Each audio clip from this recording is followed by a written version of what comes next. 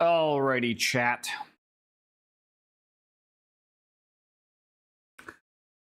Let's figure this out. So, well, first things first. I gotta do that. But also, yo, how's it going, everybody? Hope everyone's having a fantastic Sunday evening or afternoon or morning, whatever time of day it is, wherever you are in the world. I hope you all are having a good one.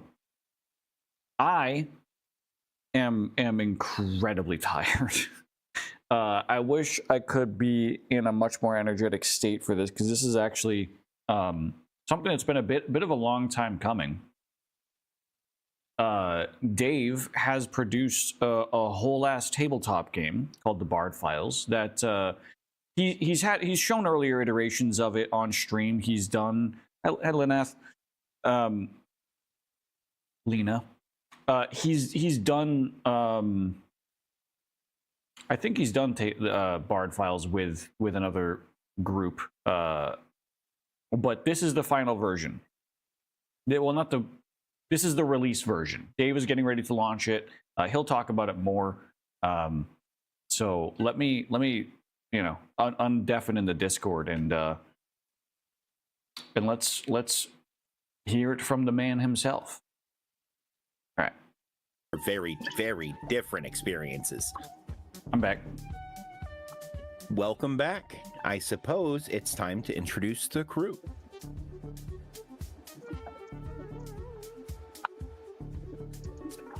Welcome, citizens of the cosmos. I'm your overlord, Dave, and today, your handler, Victor.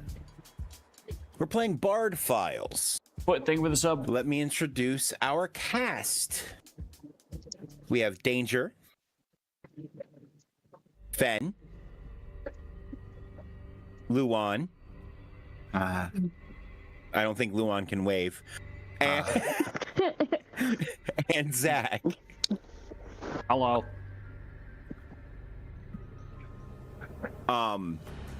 Now we're going to be going through a couple different phases today. This is different than what we usually do on Saturdays, or yeah, it's very different from what we do on Saturdays because it's Sunday. Yep.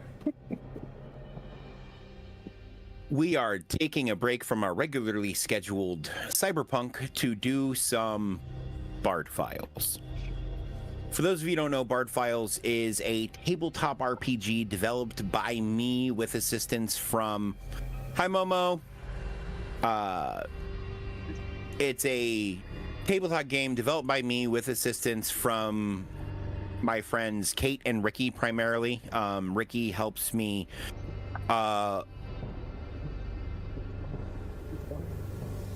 do a lot of fucking things, but he understands I've been doing a lot of shit in HTML and I've been learning HTML, and he's been really helpful with that because like he actually knows HTML. And I was really proud because I sent him something and he looked at it and he went, "This is your first time doing HTML?" And I said, "Yeah." And he said, "I expected this to be bad." And I'm like, you know what? I'll take that as a compliment. It wasn't good, right? He didn't say it was good. It just wasn't bad. Right. But yeah, no. So B.A.R.D Files is all about, at its core, conspiracy and cover up. As players, you take the roles of an agent for the Bureau for Anomalous Research and Defense, the one-stop shop for everything that the U.S. government doesn't want the public to know about. Aliens, magic, other dimensions, that time Ronald Reagan married a cat. Like, you know. I remember that.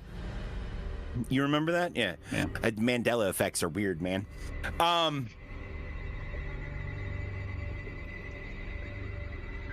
But yeah, so as we get in, we're going to kind of delve into this process of starting a game and then run a mission. No, Mr. J married a monkey, and it was a gorilla. That's racist. I'm kidding. So, We're gonna go ahead and go in alphabetical order, and if you're not ready or don't have an idea, it's fine. But I kind of want to know what your character concepts are, and then we can look at character creation rules. In Bard, like with most games, if you understand a little bit of how the world is set up, it's usually easier to make a character if you walk in with an idea of who the hell you want to be. Danger. What's your idea? Ex-CIA agent named Dr. Samantha Voss. That's all I got so far. Cool. That gives you a jumping off point. Yeah. Try to figure out what you were a doctor of. Like PhD. Doctor.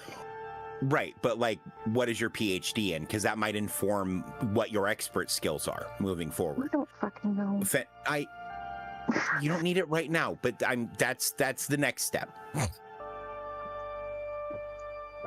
Kate, I thought I mentioned you first. I'm sorry, and Kate has been helping me a lot with. No, you Okay. did. You mentioned Kate first. Okay. You had just explained Ricky's position and didn't explain Kate's. Yeah. Oh, Kate is. That's fair. Kate is helping me make sure. Well, both Ricky and I make sure that the art styles stay consistent across everything that we're doing, at least in theme, if not in full tone. Because with stuff like this, consistency is very important. Hi, Dee. All right. So, Fen, do you share chat? I already did. I have other chats that aren't that chat. Okay. Yeah. Honestly, I have no idea, but We can move forward and come back. No. Actually, X Delta Force Operative. Yeah. Okay. Yeah, So I want you to be thinking about what you were doing when you encountered something alien, supernatural, etc. Right? Okay. Because that may help inform your expert skill. Luan. I am an ex-CIA agent named Johnson Donson. Okay. The Bard approached me when I was on paid leave from a mysterious leg injury I received on mission. Okay.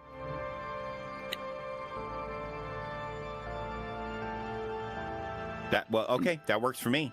Yeah. Yep. You've done this before. I'm going to move forward. Zach. Well,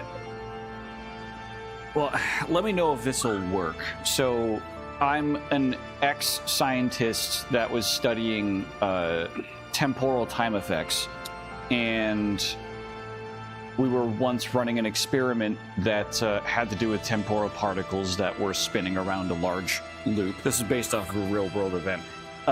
But there was something wrong with the loop. So me, being who I am, I needed to see what it was. So I stuck my head inside the loop without thinking, and my brain came in direct contact with temporal energies. And so for an instant, I could perceive, just for a tiny instant, all timelines. And it caused permanent side effects. That feels real fun. You're gonna hate that later. I know.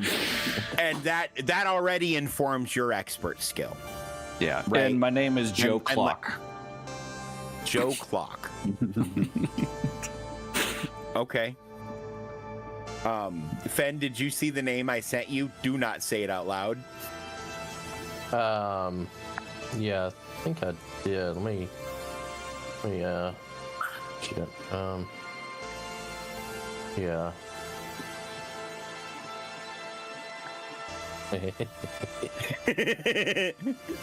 Anyway, all right. So, does everybody have some sort of character sheet in front of them? Yeah. I have I a give bunch you of this. tabs open. Let me open my rule book. see. It's weird to have a rule book. What do you mean it's weird? You wrote it.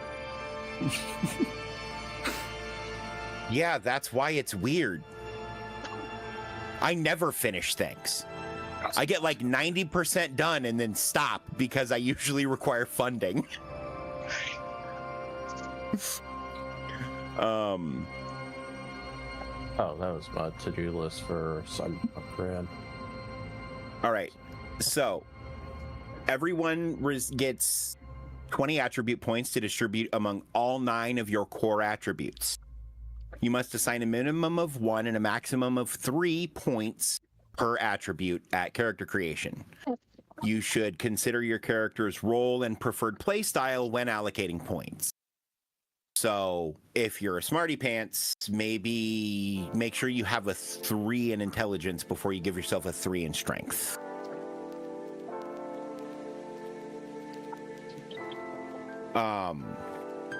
The physical stats rather are strength, dexterity, endurance, perception, intelligence, wisdom, charisma, and willpower.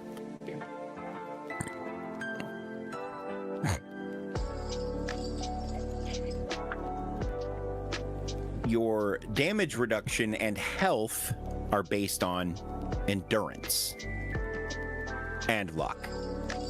Your sanity and your ability to make sanity saves for your sanity are based on wisdom and willpower.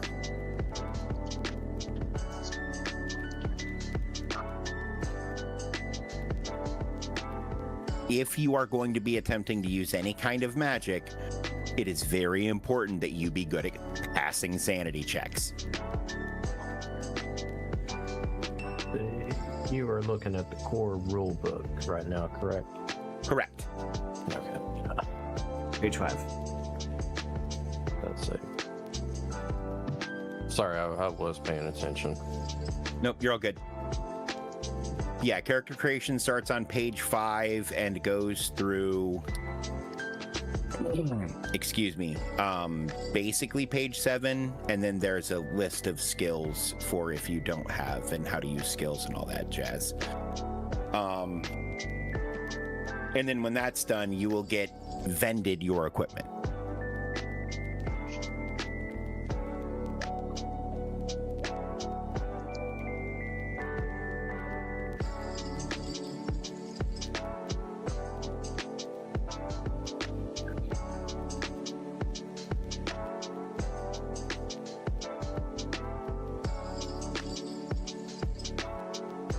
You okay, babe?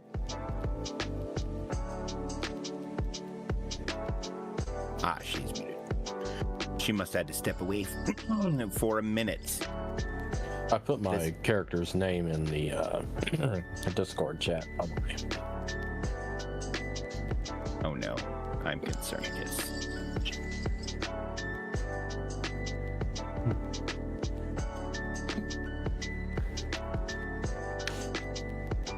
See, I was also trying to think of a story that would establish some of my attributes to kind of, because I wanted to your point, coming up with a character backstory and how they got into this type of organization, that kind of helps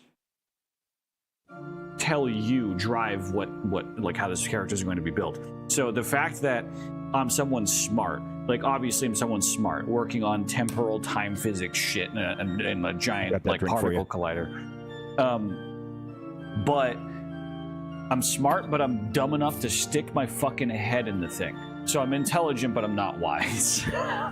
Correct. Yeah. Correct. So Yeah. I've already like nailed that.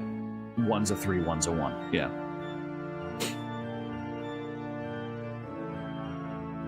Yeah, and not being wise isn't great because that affects your sanity. So you better wait, but you survived, which would imply you have high luck. Right. High luck and also potentially mind shielding, which is under willpower. You're gonna have a sanity of 3, brother. Fantastic. It's fine. It can get better later. It's quite proven that well, it's also very much like my Cyberpunk Red character. Very much on the edge. Higher someone's IQ is, the lower their common sense tends to be. Yeah.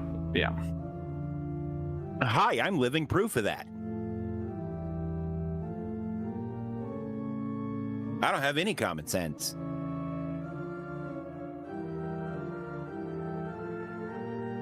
Okay, so I do want to very briefly complain, since on the topic of IQ, about how the modern IQ test still only tests for one type of intelligence.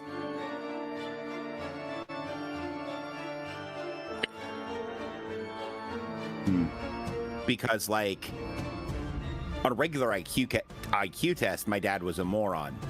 My dad also had the ability to fix any machine. Right? So that's not someone who's unintelligent. That's someone who has a different type of intelligence than what is quantified by the test. And I think it would be interesting to develop a way to more accurately measure someone's intelligence within their box of, what's useful. Excuse me. And that's just always kind of been sort of interesting to me, that we really only quantify the ability to learn words off a written page. Right.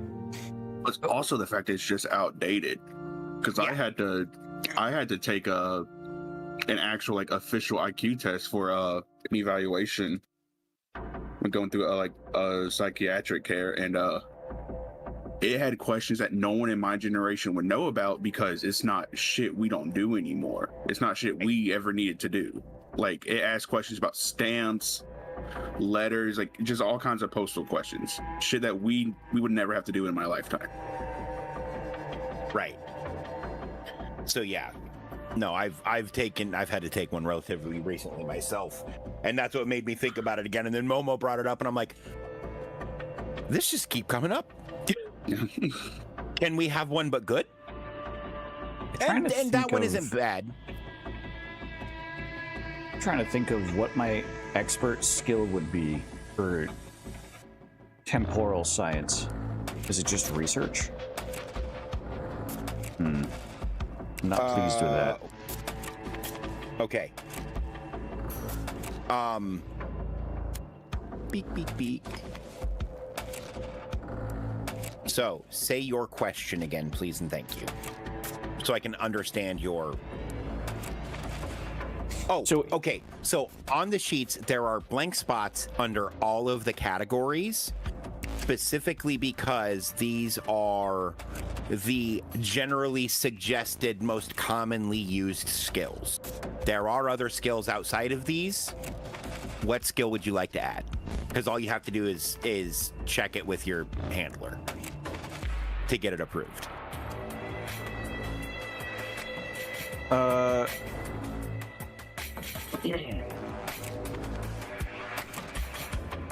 I guess my thought would be that anything with temporal physics and like branching time streams and shit, you could say temporal mechanics, but I think it's a bit more. It would be like quantum metaphysics. mechanics. Yeah, quantum mechanics. Quantum mechanics. Yeah. I was thinking either something like that or I would lump that metaphysics. in with quantum mechanics, because that's a function of understanding quantum mechanics, right? Is the temporal aspect. So at least that's how I'm going to rule it. So you can have quantum mechanics as a skill. It's not necessarily going to be super useful all the time. Right.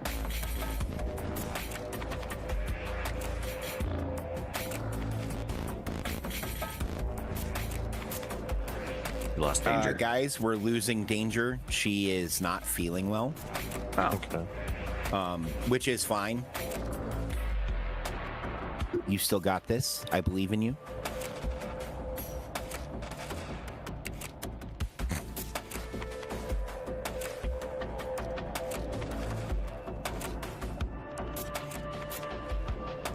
I guess I spent a lot of time trying to streamline my explanations of things, right? Because why use many word when a few word do good?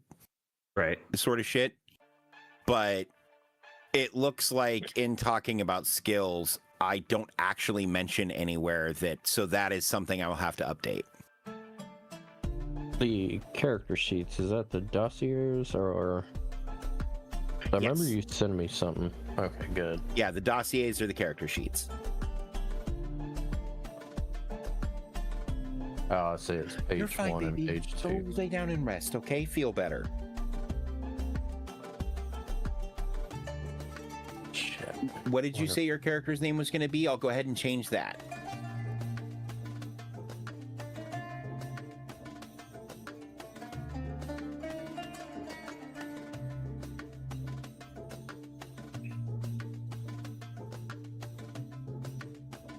Fuck.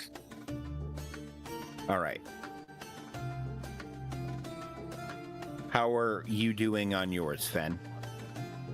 I just downloaded the character sheets on the docx Okay. character sheets. Yeah, I just sent it to him. And they're the ones you just sent me the other day, Kate. Could I add a skill under perception as well? What would you like it to be? Recognition. No. Okay. I figured that'd be a long shot. No. If you want precognition, you need to take a magical skill and then run the risk of losing sanity to use it. Right. Well, because obviously I left it open-ended what sort of side effects I have from my accident. But my thoughts were like, and maybe this isn't a skill, this is just an effect that happens to me is just at random, outside of my control, I see multiple timelines with my eyes in front of me. Do me a favor. Yeah.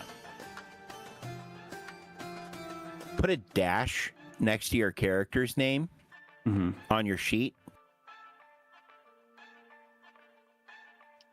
Okay.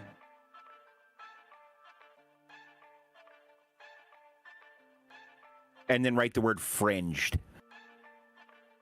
Fringed. Because basically I would be seeing people and things in the room where this room exists in another timeline, and I'm seeing the events of that other timeline temporarily. Yep. Yeah. You realize I have a character that does that already, right? No. So that's Constantine, who is in this universe, perceives all realities simultaneously, which is why he's crazy. Or at least seems crazy. cool. Neat. Yeah. He's a demigod, though. So he has a little more control over it than you do. Right.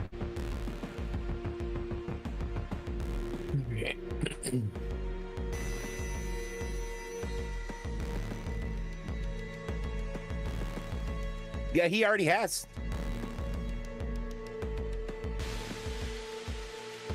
Not today. But he's fucked with Luan already. Yeah. He sent drove a one of murderous- Luan's. He sent a murderous child after us. Oh God. There was nothing like a whole stream with the group trying to convince you not to kill a child. That child had evil intentions.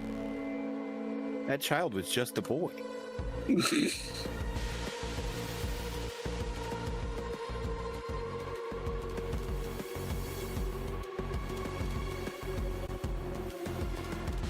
I think I'm done with my skill selections.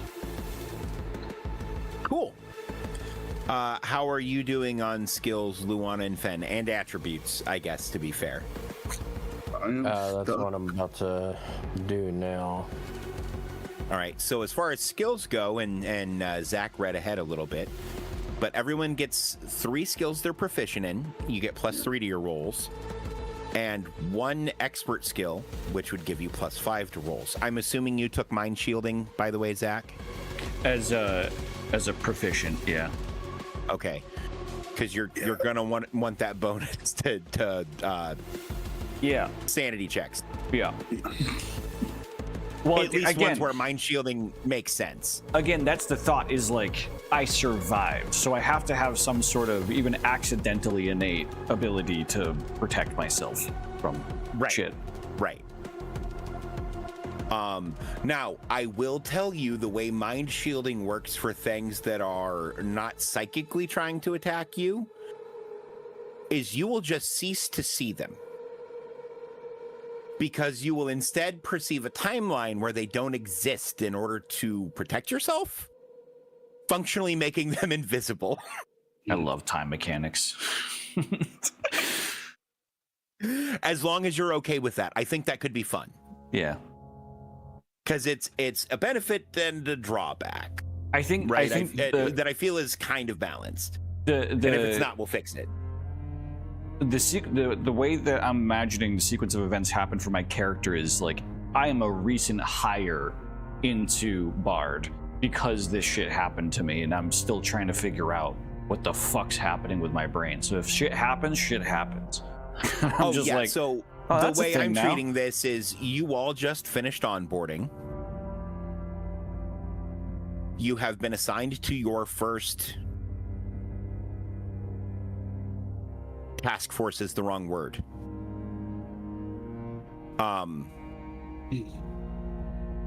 What's the word that agencies use for a group of people who work together? Like as partners, but it's more than 2. squad. Yeah, that's the one. Team. That's the word, team. Yep, team. That's the one. So you've all been assigned to your first team. One of your team members is sick. While everyone's looking at skills and finishing up that, and then we'll move on to health and vitality. Fen, what is your character's name? Oh, right. First name is Wayne. Last name is Kerr.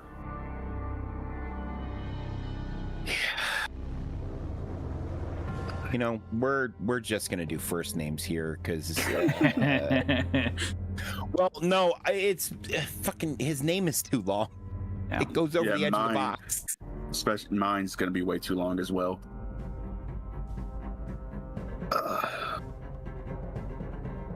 And I don't want to make the text smaller.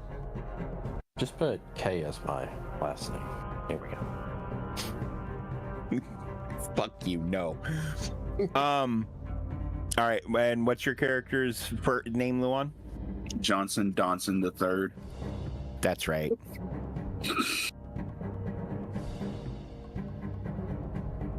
Sorry, also too long. Call him John Don. Oh, there's your code name. Donson's dong.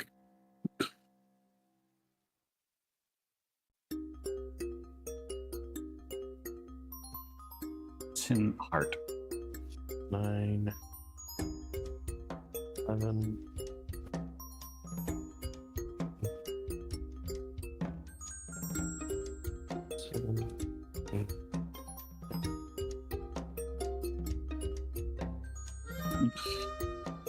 I'm sorry.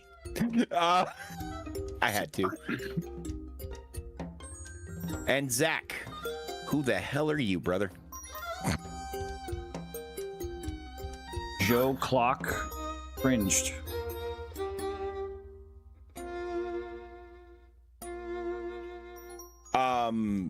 Okay, so I will explain fringed and then you can put it somewhere else if that makes sense for you. Okay. So your character exists in this reality barely.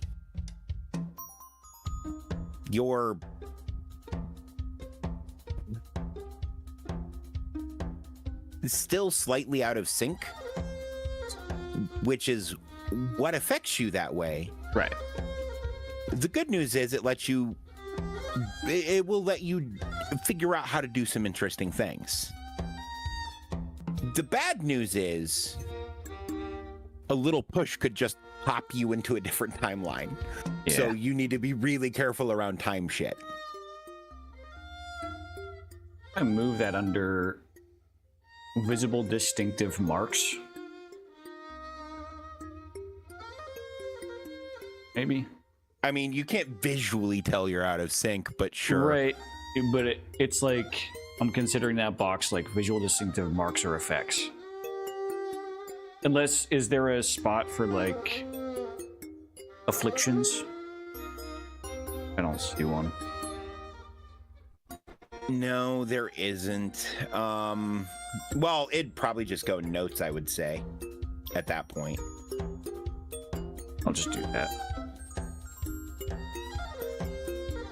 You said 3 major skills. 3 proficient skills and 1 expert skill. Oh. So, proficient skills give you +3 to your roll. Expert skills give you +5.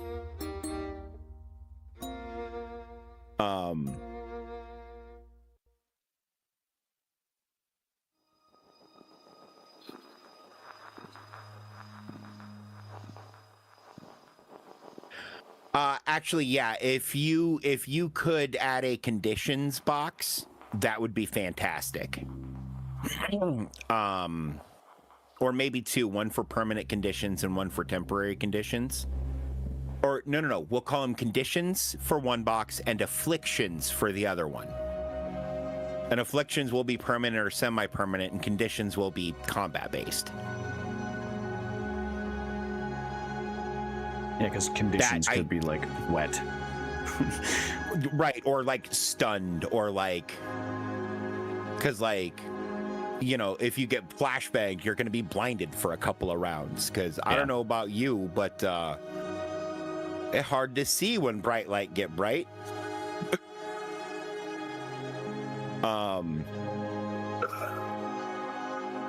And you can fill out your physical descriptions, etc. later. I'm still toying with how we're handling clearance levels, so none of that is completely finalized yet. But that's irrelevant for running the game and more useful for when we implement the agent archives. Right. So that's why that's kind of moved to the bottom of the list, because that's more for later. All right, health and vitality. Everyone, take your endurance number and multiply it by your luck number. And that's how much health you have. I have 6 health. Okay. Johnson? 6 health. Wayne? Hold on, Let me change some numbers to have more health than everyone else. No. Well, you were I Delta, have right? 6. Yeah. You have 6 health? Okay. My luck was 1, but I changed it to 2 and put my strength to 3. So,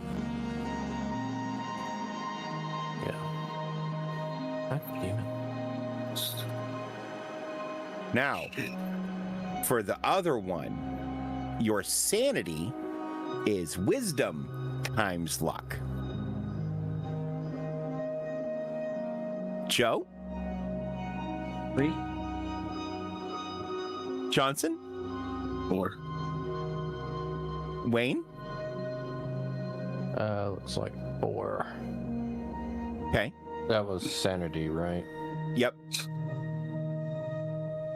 Now, sanity loss occurs from trauma, witnessing horror, torture, supernatural events, or magic mishaps, or casting more powerful magic. If you succeed on your sanity check, you don't lose sanity. If you fail, but you're close, within 2, you lose half of what I would have assigned for a full loss. If you fail, you get full loss. If, let's say it's a 4 and you rolled a 1, at 25% or less, full loss plus 1 extra point and an immediate complication. Like you just start babbling to yourself, or you run away afraid, or, something like that, right? Or like you go throw up in a corner if it's like, like a stinky room or something. I don't know. Gore, violent, sudden death is typically around 1 point. Witnessing a minor supernatural entity is around 2 to 3. Exposure to forbidden rituals, major occult sites, 3 to 5, and like on and up from there, right? You can also gain long-term disorders, which is why we need the afflictions table. When you drop below 50% of your maximum sanity, when you suffer a fumble on a sanity check, or if there's a narrative moment that is particularly traumatic for your character, as defined by usually you saying, man, that's really gonna fuck me up, or something like that, you must make a disordered check. Failure means you gain a long-term disorder, something like paranoia, phobia, obsessive behavior, flashbacks or night terrors, intense distrust of people and situations, or amnesia or disassociation.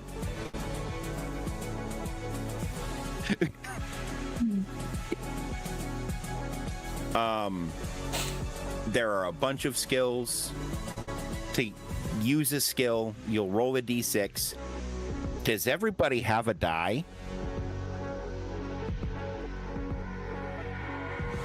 Like a physical one? Yeah.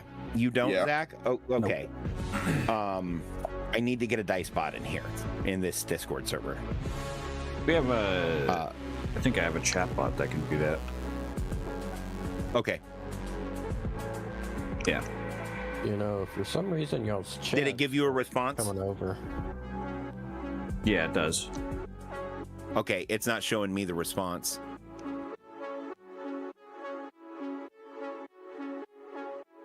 But I'm seeing you roll.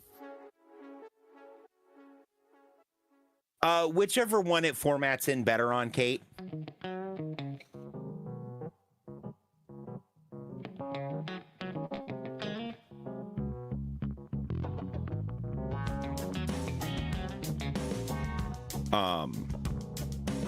So yeah, you'll just have to tell me what your rolls are, Zach. Like Yeah. the other two will anyway. And I'm gonna get my physical dice.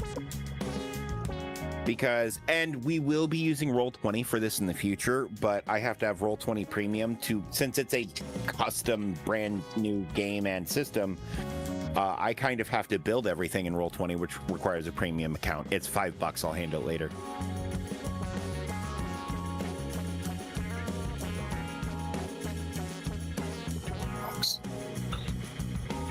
Do you have something set up to where I could just donate you the money?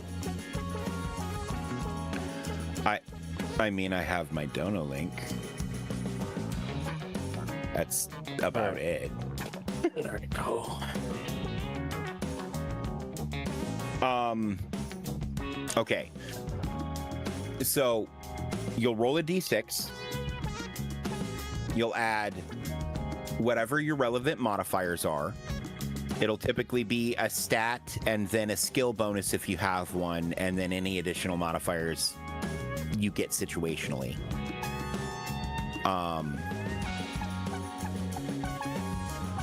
And if you roll a 6 on the die, you roll the die again. And keep adding it until you don't roll a 6. The same is true for die you roll for damage, which are not all d6. That's the crit mechanic. Correct.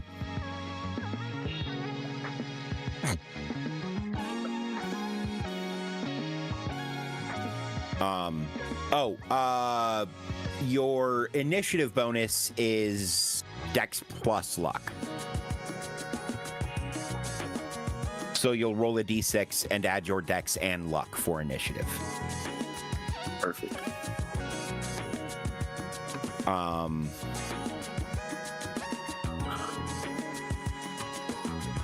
Do we have any other questions about creating the characters before we get into equipment?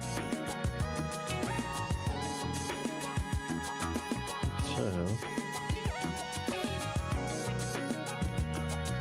I'm squared away.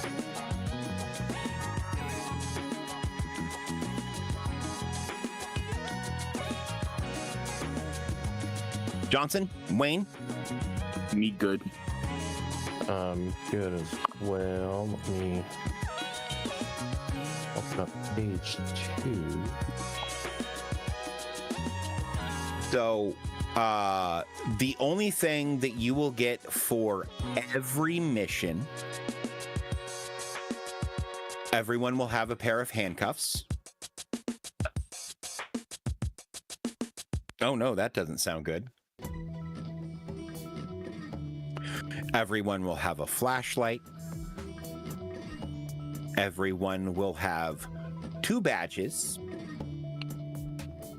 Your badge from your previous assignment. Joe, you don't get one. You do have an ID from the lab you used to work at, however. And you are a consultant, if anyone asks. And your B.A.R.D badges, for if you need to deal with anyone who isn't the public. And has You said flashlight, clearance. 2 badges. Right, because instead of, like, you're not going to flash, hey, this is a government agency that doesn't exist that I work for. Here's my badge, right? So you're going to use your badges from your previous assignments. Yeah.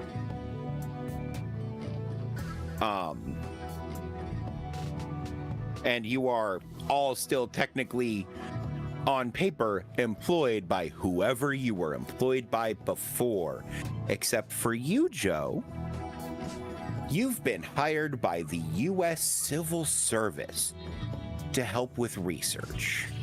So you do have a civil service ID badge. Okay. Or no, it wouldn't be civil service, it'd be Department of Defense. You have a DoD ID badge.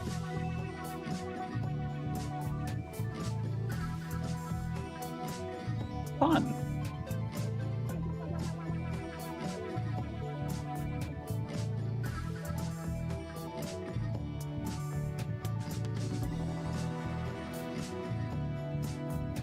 And everyone gets a sidearm. The sidearm is not a generic name. That is the name of the gun. It is a .357 revolver. It has some special chambering built into it that allows it to fire task-specific ammunition at need. By standard, it comes with .357 rounds and is a 6-shot revolver. It does category D damage. That is 1d10 damage for the damage die, and it does a minimum damage of 2 on a hit.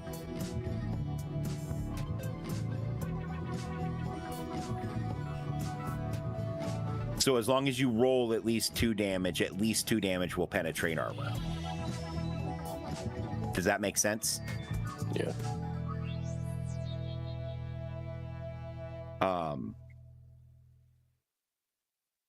You also have rubber rounds for it. They do category F damage. That's 1d6. And cannot kill. They can only incapacitate.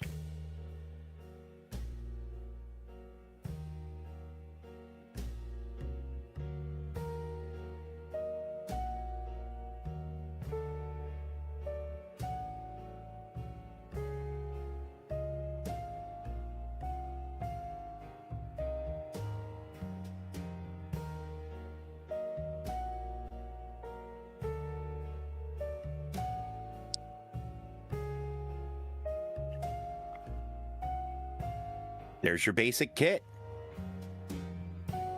And of course, suit, vehicle, like you have clothes, obviously. Business attire is requested, but not always required. Some situations don't call for it. Since I'm a former CIA field agent, I went with lockpicking.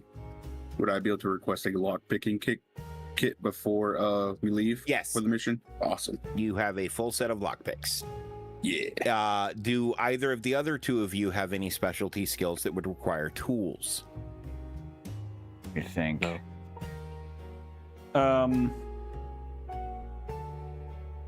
I have engineering and tech manipulation.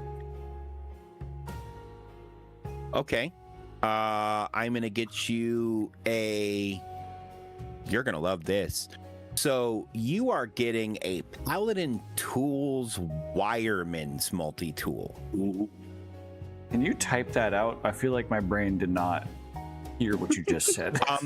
Okay, so basically any hand tool that you need for getting into something.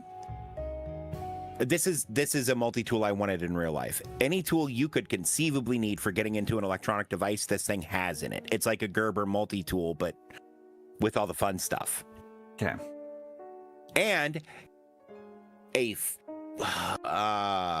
and you can just call it electronic multi-tool, or you can call it engineering multi-tool. And Exactly what I typed.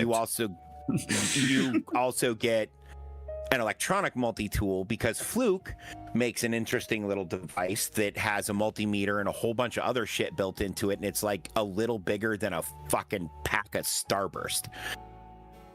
And given that I have a special interest in temporal shit, is there any sort of scanner detector that is like when it comes to investigating like anomalies? Is there like anything like that? Because my consultancy, what I'm helping with for research Okay, is my own brain, but also like other shit. Right. So, do you know who Felix the Cat is? He's a cartoon cat from like the 70s. And he was mischievous. But there was a lot of, you know, the black wall clocks that are a cat face with a swishing tail? Sure. The most common of those are Felix the Cat. Oh, okay. You get a Felix the Cat wristwatch given to you by Victor upon joining. He looks at you and he says, "Don't take it off. Unless you want to be elsewhen. That'll help anchor you here. Don't ask." I'm still figuring this shit out. Fair enough. above the board, I'm going to tell you, the players, what actually just happened. All you have to do to not slip is to believe you can't. He just gave you a placebo magic item. Oh. Interesting. Right, because okay, so never mind. Yeah, all right. Because you are the one more in control, you just have no idea how it works. Right. So all you have to do is believe you can't, and then you can't.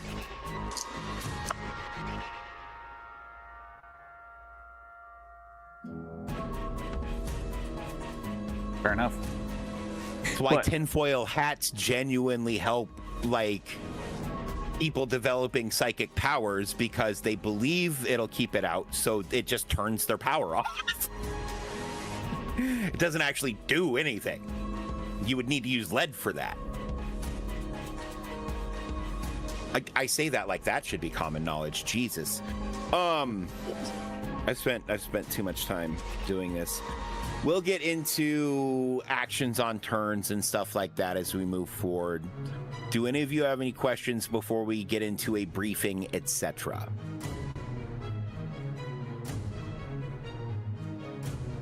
No. No, it should be good. All right. So, for posterity, why don't you three each tell us again your character's name and a little bit about your character now that you've had some experience with them. Starting with you, Wayne. I had a run in with the extraterrestrial that pretty much wiped out my team. Okay.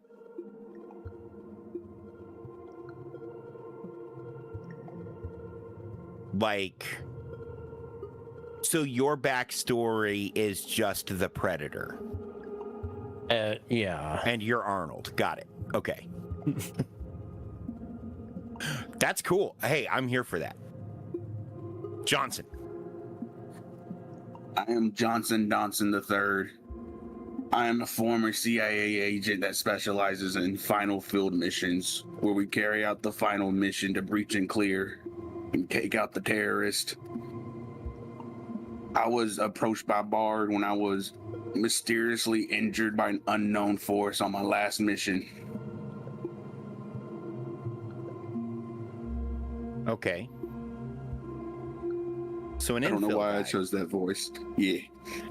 You can change the voice if you would like. I feel like that's gonna be hurt hard if on my you do- throat. I was gonna say that's gonna hurt if you do that the rest of the night.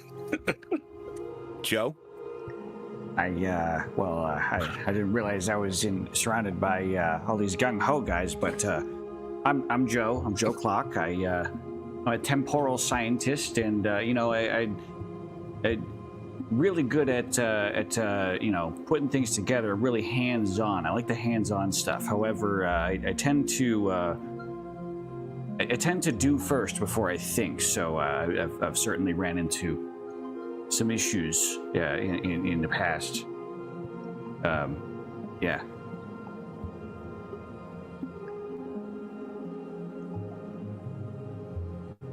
All right. Why is everyone looking at me?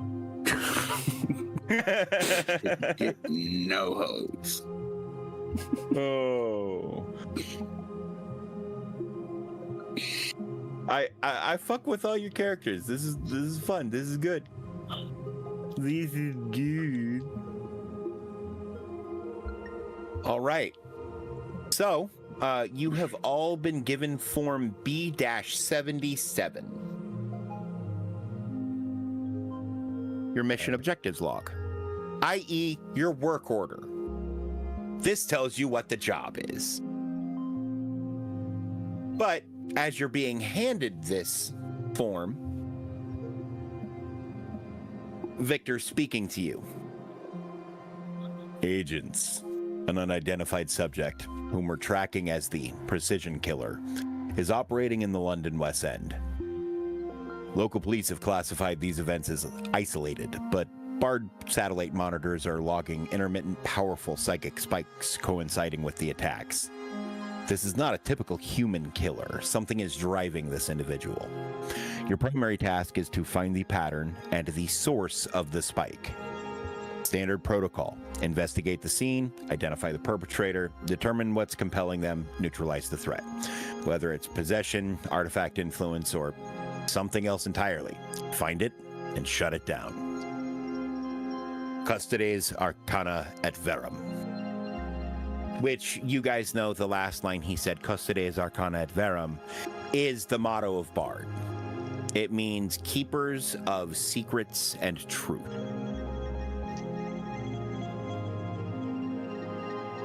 It's a reminder that in everything you do,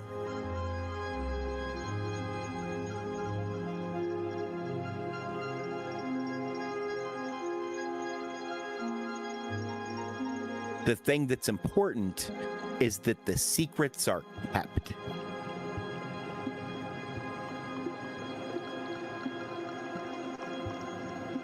Right? not guardians. You're not protecting the secrets. You're keeping them.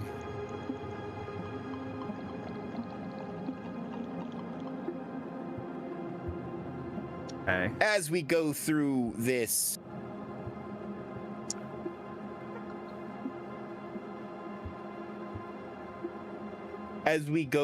case file number is ILON001-A. It's an investigation in London. It's the first file in London in this calendar year. It is a category A threat. All of those things do mean something. I'm not getting into it right now. That's not important. This is Operation No Place Like London.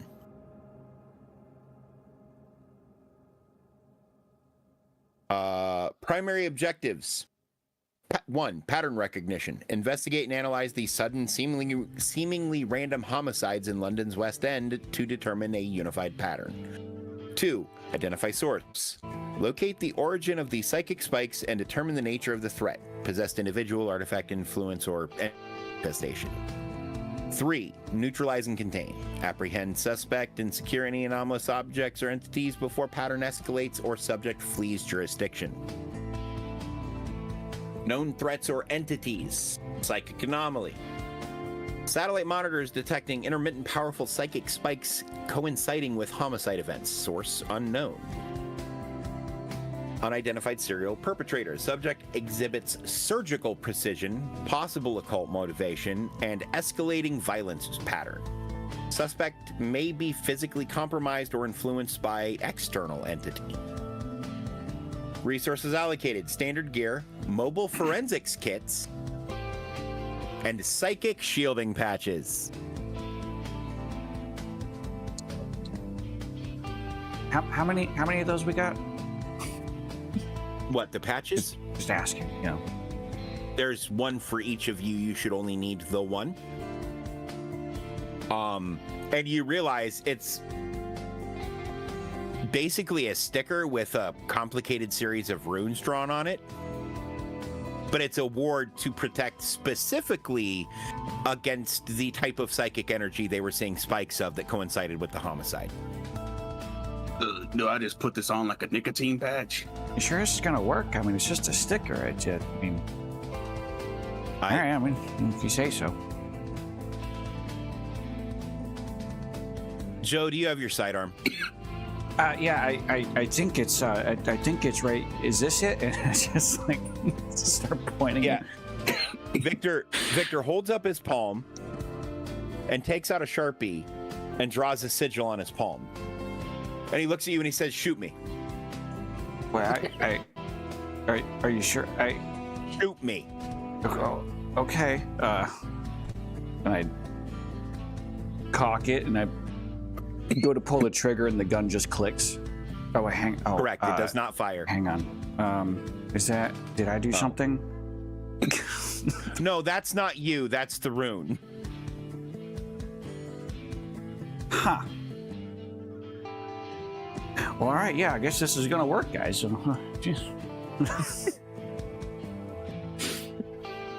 I nudge Wayne.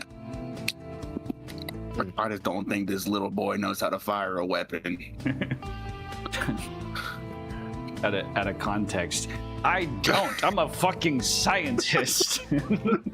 Right. Yeah. I pull out my sidearm and show him how it's done. Yours clicks too. Yeah. The sigil disables gunpowder's ability to fire. Yeah. Okay, I holster my sidearm. And I'm just looking at Wayne like, what? Are you crazy? You don't know that was gonna.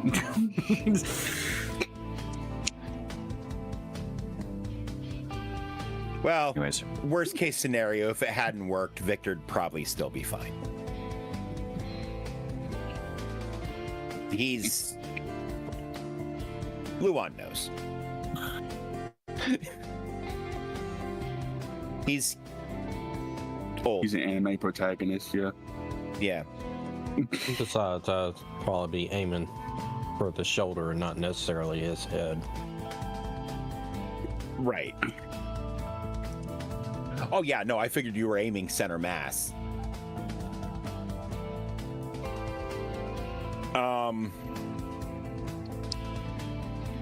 So, you guys are given, or rather, not given, up on the screen, he puts, where is this folder? There is this folder.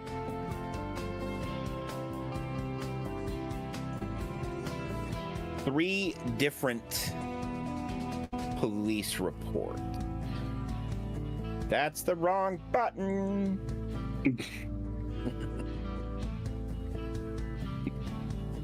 Whoa, that's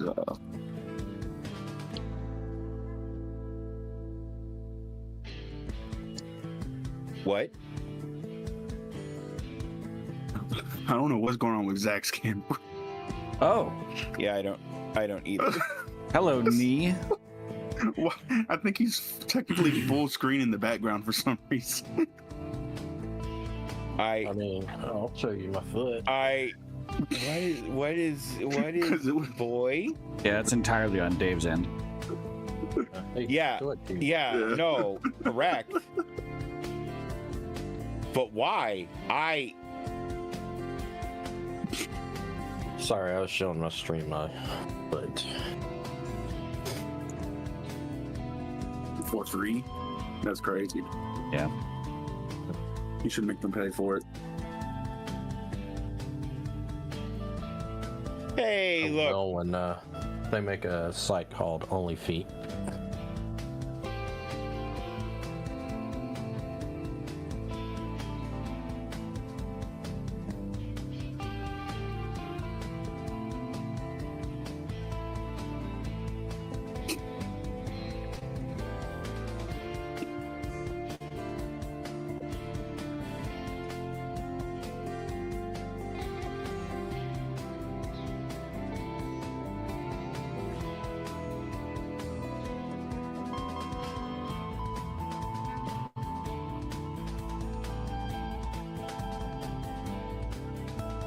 There we go. Okay, cool. And then am I sharing the... Yes, awesome. Yeah. So I'm gonna vend you guys the evidence. When you're ready to look at the next one, let me know, but go ahead and discuss this if you would like. I'm gonna read it out loud. If you guys start talking, I will just shut up so you can talk. Okay. So this is from, all of these are from the Metropolitan Police Service. This was 4 days ago at a flat in London's West End. The victim is an arts journalist named Robert Davies, and cause of death via preliminary examination is exsanguination via neck wound. Body discovered by cleaning service. Victim found seated at desk, laptop open. Initial assessment indicates a highly precise wound to the throat, appearing to be one clean pass. No signs of forced entry or struggle, suggesting the victim knew the assailant or was incapacitated instantly. The weapon is hypothesized to be a knife or utility blade, not recovered. The victim was a known public figure. Motive appears to be personal or related to his contentious work. Scene is secure. Would we know what was on the computer from this? No. Okay. Yeah, I was assuming we know what we know from this report, and we'd have to investigate anything extra. Yeah. You will Rather have do that access out. to the crime scenes when you get to London. All right. I'm working on sharing the next one. There we go. Oh, it didn't. I didn't realize it stopped sharing my screen. That's my bad. Also from the Metro Police Service, this one's from 2 days ago. The body was found in an alleyway, also in London's West End. Victim, Amelia Hayes. She's a financial clerk. Cause of death, from preliminary investigation, massive blood loss from throat injury. Body found by waste collector. Victim was attacked in transit. Robbery motive initially suspected due to pockets being disturbed, though no currency was actually taken. The injury pattern is similar to the Davies case, a single extremely deep cut. Traces of soot and commercial grease were noted in the immediate vicinity, consistent with a nearby restaurant service entrance. The killer left no traceable prints. How much do our characters know about Victor? Like, do they know what he is? No. Okay, then. No, you know that he is still working as a handler, though he has recently been promoted to be the arm of the Directorate Council, essentially. Yeah.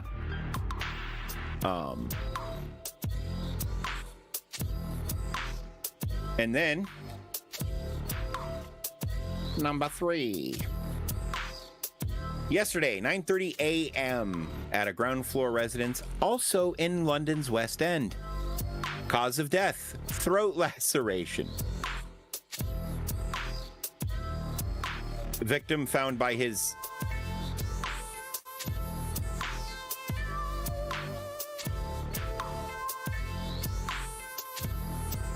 I think I wrote carer there, but it was supposed to be like care staff. And I just was dumb. Caregiver. Caregiver. Yeah. That's the word. But I couldn't think of the word, so I wrote carer down and then got to go back and fix it. So that's gonna have to be fixed. The scene was unusual. Victim was seated in his armchair, and the death wound was executed identically to the 2 previous cases. Of note, the victim's clothing was shredded into numerous strips by the same sharp implement, though this did not contribute to the cause of death. Motive unknown. Nothing of value appears to be missing. Carers are things in the UK. Oh.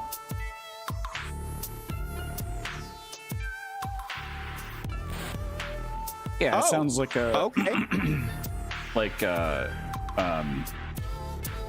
care at home nurse. Hang on. So did I fuck up correctly? Apparently, yeah.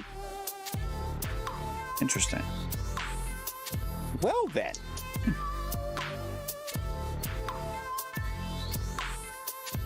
And that's it for files. Well, seems like we got ourselves a bit of a throat goat. Well, slicing their throat is the one of the fastest ways to make someone bleed out through the artery. It's fast, but it's weird how they're, it seems like, I mean, I feel like you put up a bit of a struggle if you had your throat just suddenly cut randomly. I mean, they were all sitting. They were all, well, I mean, one wasn't sitting, but the 2 were sitting. They didn't like fall out of their chair or anything.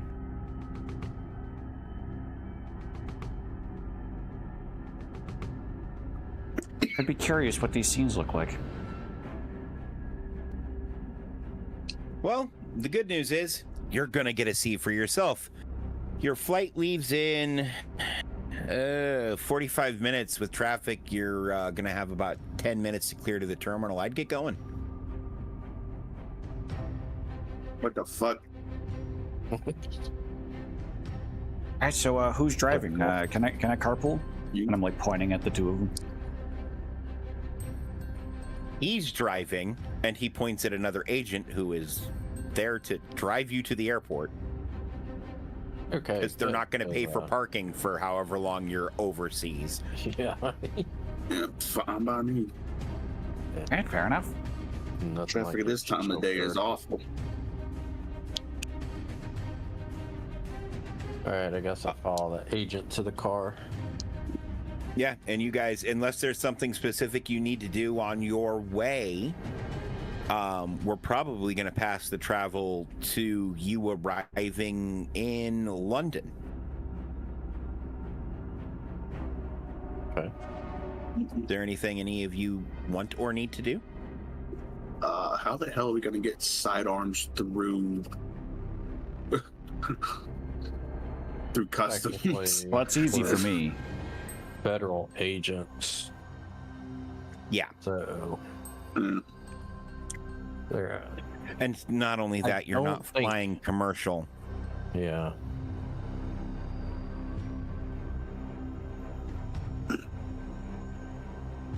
Probably flying on maybe a Learjet or Oh, we got ourselves a Something along those PJ. lines. Nice. No, you're actually in the back of a cargo plane Oh, operated by the U.S. Air Force. oh, these Congratulations. motherfuckers.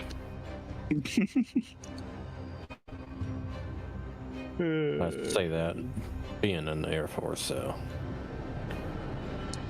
Yeah, that's fair.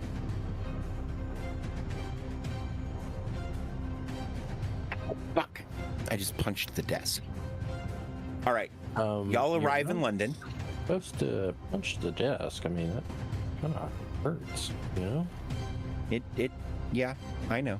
I did it. Okay. Okay. Don't do it again. All right. You were saying? Sorry. Yeah, so y'all arrive in London. You have a couple options. You could go to the police station and ask some questions, but based on the reports you've seen, they don't really seem to fucking know anything. Yeah. I'd agree. You could also just go to the crime scenes.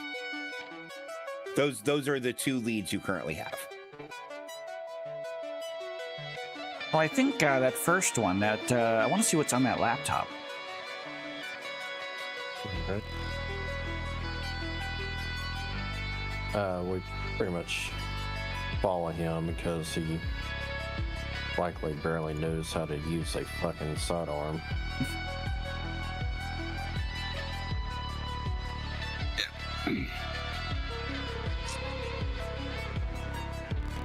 Oh, come on.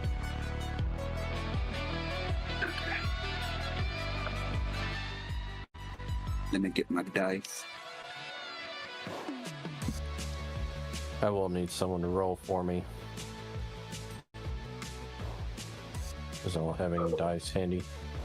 I can do that. Do you want a red or orange dice to be rolled for you? Which one do you feel is luckier? Red, probably. Awesome. All right, Order. I'm sharing my screen with you guys, which you guys are welcome to share with your chats, etc. Okay. So, Okay. The- So, I want to do something before we get into the crime scene. okay. I want to do a surveillance check to see if anyone is watching us enter it. Okay. Like a quick sweep surveillance check. Okay. Go ahead and roll for it. Big money, big money. 1. Oh, God. 1. So I add my perception and my surveillance, or just surveillance. Your perception and your surveillance. Okay, so it'd be 1 plus 5, 6. Okay. Because 1 isn't necessarily a failure. It's whatever your total is. If it's under the target by X amount, that's a failure. Because I never liked 1 being an automatic failure. Skill can make up for a lot of fucking Yeah. bad luck, you know.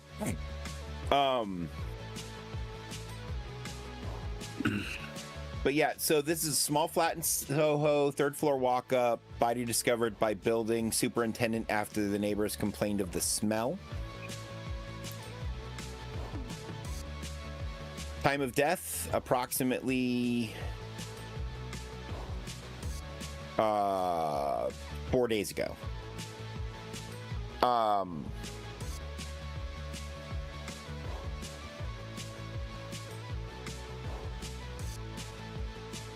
You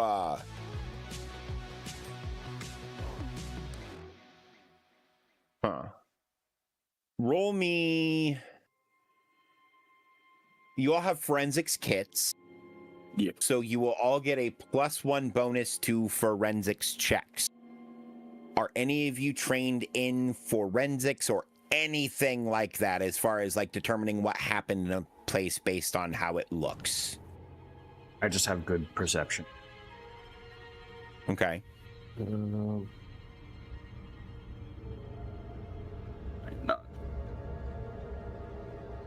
All right. You walk into the room. Yeah, I don't have any points in forensics. The room smells of copper and decay. There's late afternoon light filtering in through the windows. And you can see dust on the air, like you see in a room that hasn't been disturbed in a few days. You know what I mean? Yeah. Like there's that shaft of light coming through and you can see the dust in it, and it would be a peaceful scene if not for a blood stain the size of a living room rug on the floor underneath the desk, which you're assuming is contributing to the smell and the mustiness. What are you guys doing next? Well, kind of just watching Z's back. I forget his character's name, but watching his back because he said he wanted to see what was on the computer. So yeah, I figured I'd be a good. I have I'm using a handkerchief to cover my nose and mouth, and I'm gingerly trying to walk over to get like to manipulate my body so I can reach this laptop without touching the blood at all because gross. And Fair. Yeah, I try to see what's up with the laptop. Is that just forensics then? Or no, that would tech just manipulation? be tech manipulation, yeah. Well, good, because I have a bonus to tech manipulation. Okay. So then I'll roll a d6, and I got a 3. So that's 6, right? Okay. Yeah, you tap the space bar and it turns on. It pops up with this screen where like you would typically enter a password, but it's not password protected.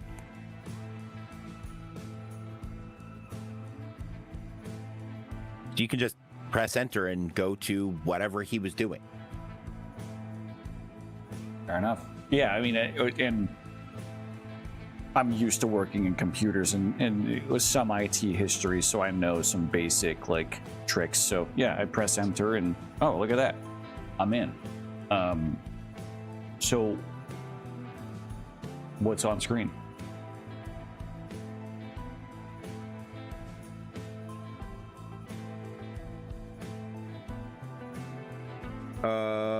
The victim's scathing review of Sweeney Todd, the Demon Barber of Fleet Street, is still open on his laptop. And a printed copy beside it is covered in angry red pen marks. While he's doing that, I'm gonna kneel down, dip my finger in the blood, and taste it. It's dry. Oh, darn. Okay. Fucking weirdo. That's still an observation. I mean, but not a useful It one. really is. The funny thing, Luwan, is Fen doesn't know.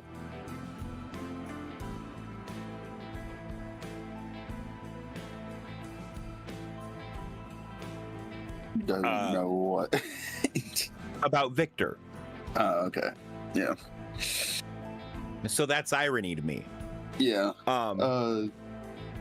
I'm guessing the forensic kit comes with latex gloves. Oh yeah, and all kinds of other shit. Okay. Yeah. Since I'm going with field experience, I'm gonna pull the latex gloves out of the forensics kit, put them on, and then start opening and going through rooms while they're on the computer. Okay. There are only like 2 other rooms in this flat. There's a bedroom and a washroom.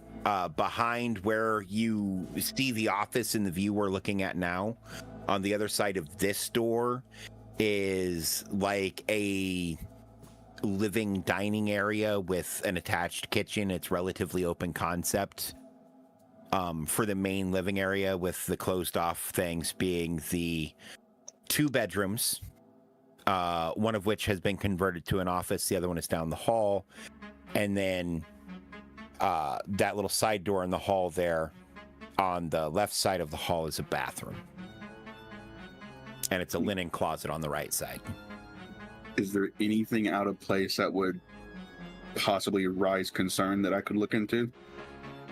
No, I mean, it's what you would expect of a relatively well-to-do man in his mid to late 40s. All right. I go back into the office. Say, Joe, you To found give you an anything? idea, Momo, he was a respected art journalist in London. So he was doing okay. Well, this guy I'm has sorry, what interesting was that, taste. Johnson? I'll give you that.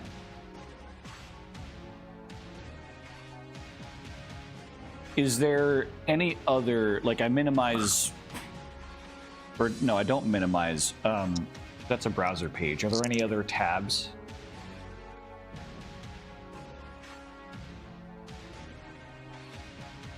There's one.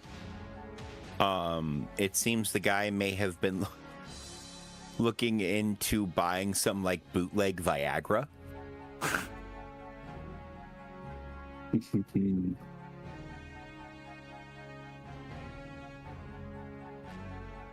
Poor guy. Huh. And then I close. I minimize the browser. Are there any other windows that are available or running background apps that catch my attention?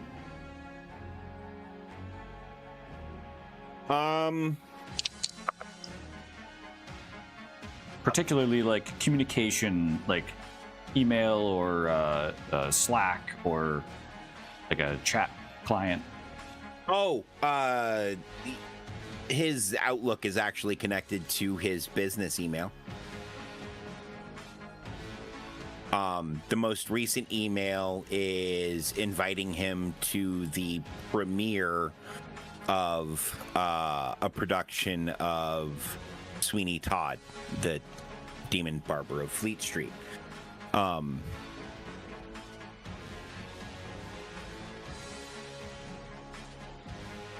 that Which- was He obviously attended because you're looking at his review on his you were looking at the review he had already posted on his computer.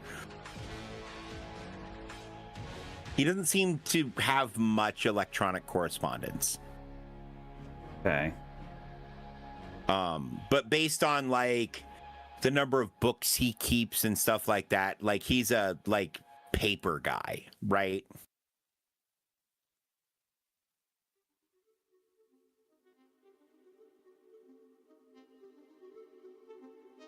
Am I to take this image of the flat as realistic or just symbolic? Mostly symbolic. What's your question? The teacup, I was curious if that had... There's a teacup to the right of the laptop. It's dry. Yeah, Okay. it's dry.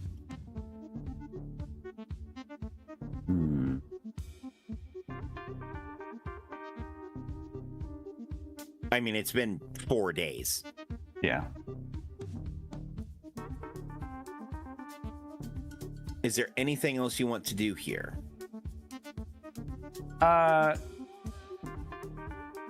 want to look at his desk, look around his desk, and see if there's any papers or books or scratch pads that might be of relevance. Also, is the body there? I imagine not. No, God, Yeah. no. Okay. No. Not after 4 days.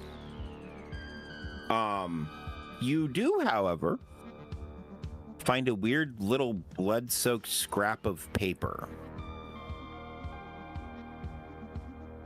with the word finished written on it in marker, and a hand that is definitely not this guy based on the notes you see on his desk of like his own personal notes to himself.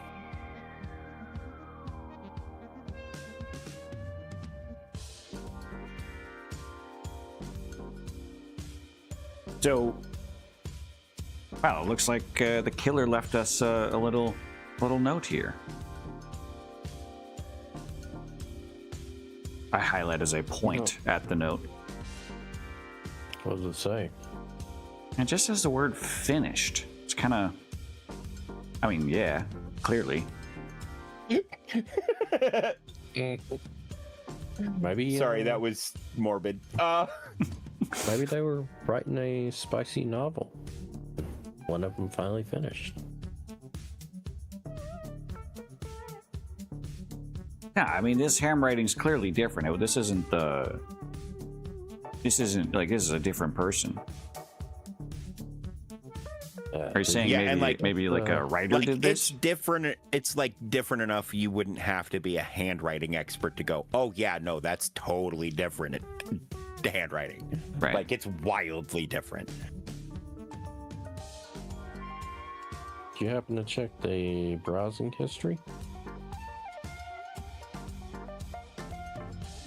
I mean, I did. Oh, not really, but yeah, I didn't want to get too much into the guy's privacy. I mean, he's looking up dick pills. Listen, I don't want to. The man's already dead. Okay. Yeah, sure. I He was can. looking up dick pills. All right, well, I mean, let's take a look. And I open the browser back up and I look at the history. Does anything stand out? Not really.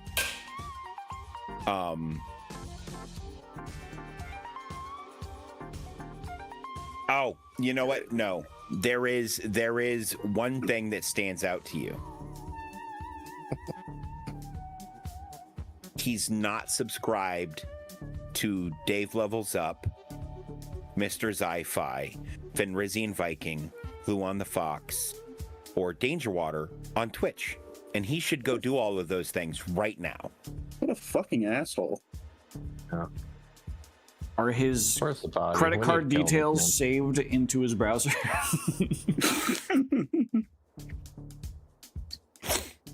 He should be a tier 3 sub at least. Any good adult sites in his history? None. Oh, okay. Oh, at least he's not a freak. Either that or he's good at deleting history.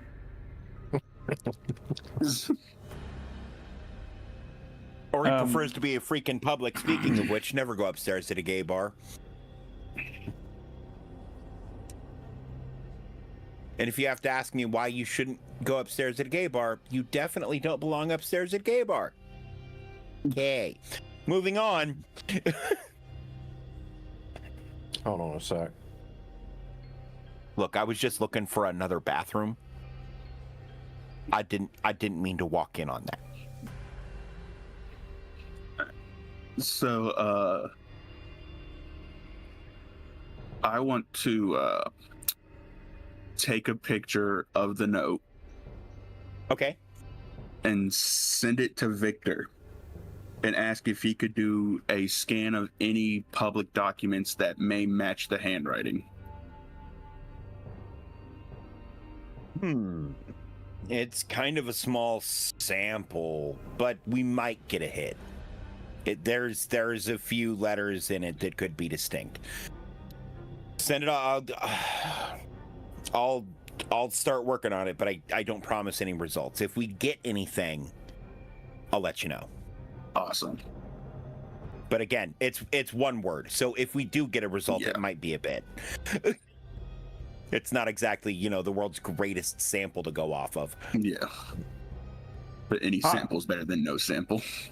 All right. Well, who knows? I mean, probably- maybe he wrote something on the underside, and I'd take like a pencil to like flip the paper over because I don't want to touch the blood.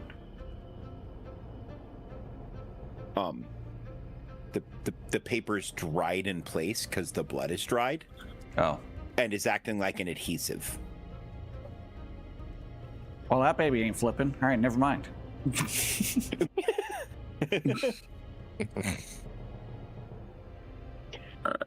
Since I'm wearing latex gloves, I try my best to carefully pick it up and flip it without tearing the paper.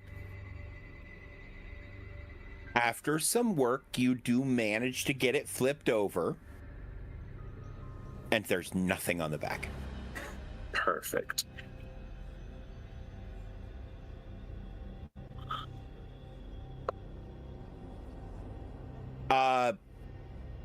Handler's note. In a situation like that, you can choose to make them roll a skill if you want, but unless that skill is driving the story forward potentially, I typically leave out skill checks. Any reasonable person would, with patience, be able to flip a piece of paper over. Exactly.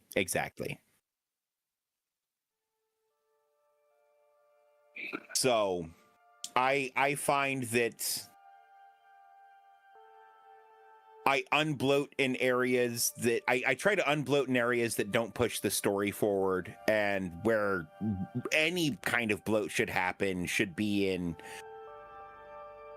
tools you're using to tell your story, right? Because more tools to tell the story is always better than more tools to keep you from getting to it. Yeah. Out In of my context for my character, I want to point out what I said for my backstory is like, or not my backstory, but I do things first before thinking. So my care in not wanting to touch it wasn't about me wanting to be like forensically accurate. I just didn't want to touch the gooey blood stuff. Right. Or like me hopping on the computer.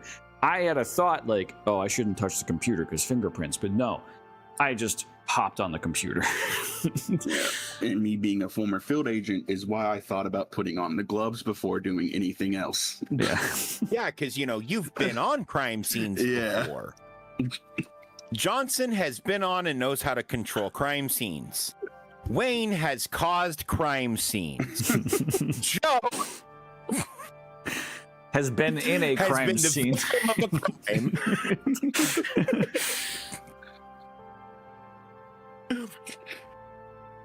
Oh God!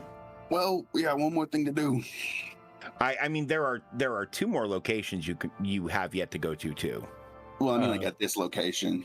Yeah. Where's their So- kitchen? Because I want to check what's in the fridge. It's a kitchenette. It's behind you from this point of view. Okay. Hi, Nessie. I open the fridge and see what's inside. A lot of takeaway boxes. He didn't seem to do a lot of cooking. Okay. Chinese, Indian. Any There's, kind of drinks?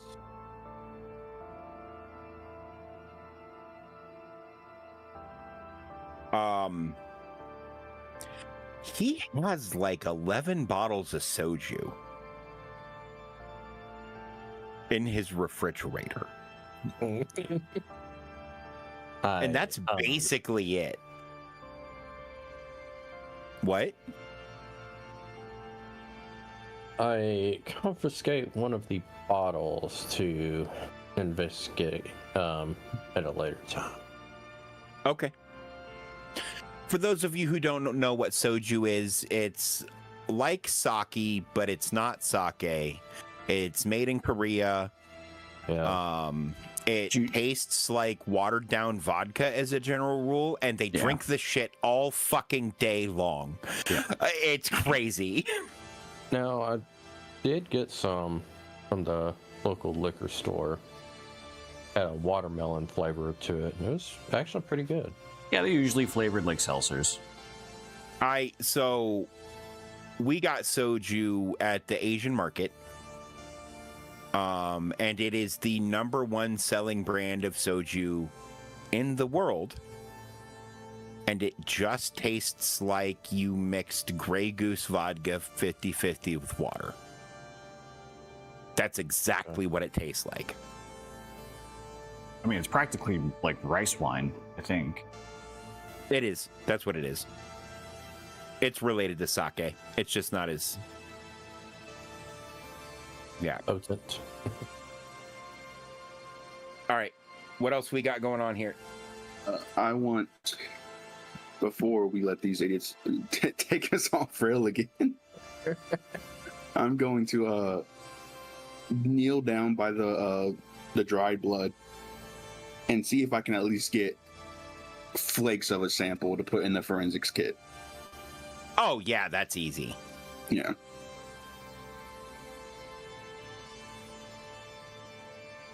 Yeah. And look for any abnormalities in the blood.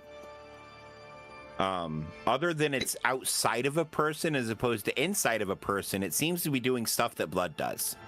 Okay.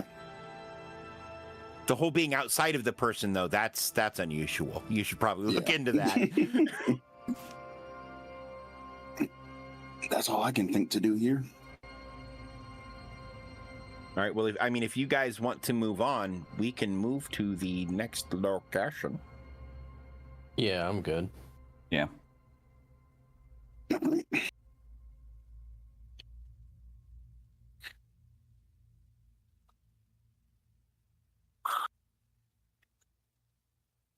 There we go.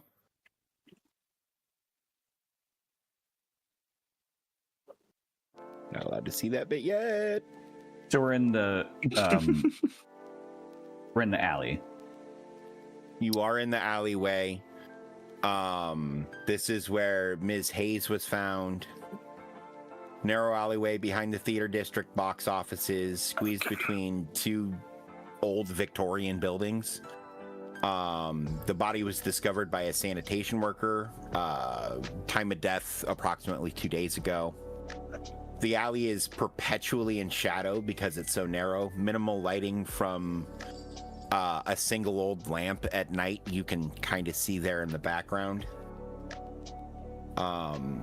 The rubbish bins line both sides of the hall. Because of all the drain spouts and shit and the fact that it rains all the time in London, and the fact that it almost never gets sun because of the tall buildings on either side, the floor of this alleyway is almost always wet, you would imagine, or at least a little damp.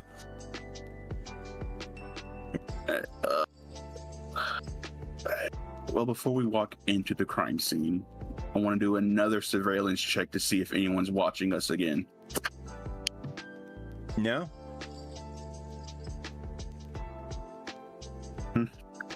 You said no, or Yeah, no one's. You're not being surveilled. No one's following you. You've been pretty diligent about watching for that. Yeah. As you walk into this alley, you kind of can see where the body would have been. And off in a corner, in a puddle, on a scrap of butcher paper, written in incredibly similar handwriting to the other handwriting, you find another note. all right. I'm gonna do the same thing that I did and send a picture to Victor saying, "Got another sample for you." Cool, let's go.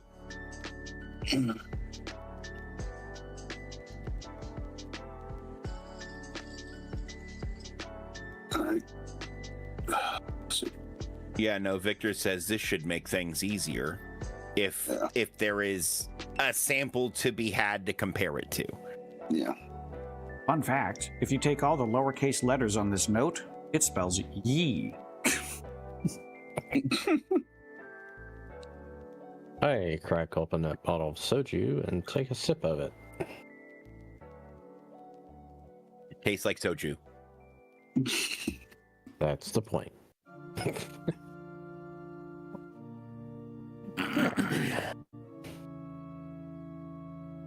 um,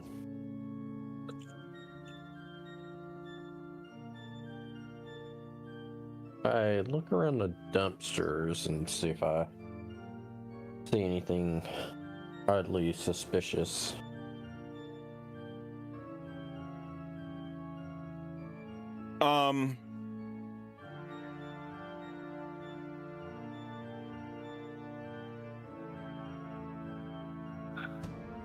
Roll me a perception check. Yep. Yep. Here. All right. It was a 3, so just add your modifiers. Okay. Let's see. Yeah, plus, well, I have 3 points in perception. So 6. Okay, so 6. Okay.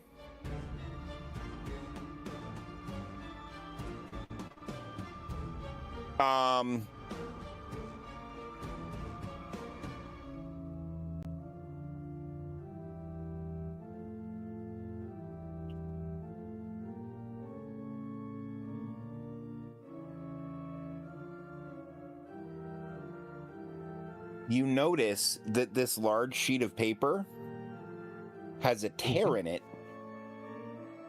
and there's a safety pin not far off. You're assuming this may have been pinned to the victim at some point. Okay. But because of the damp and the fact that this alley is made of a wind tunnel, it didn't have the structural integrity to make it to the discovery of the body.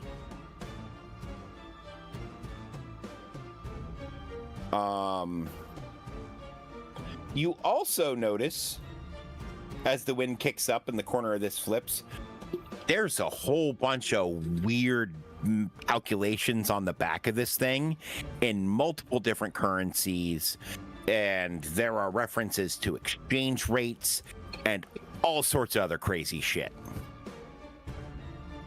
I scratch my head and I look to the smart person in our party, or I guess squad would probably be more Team. accurate.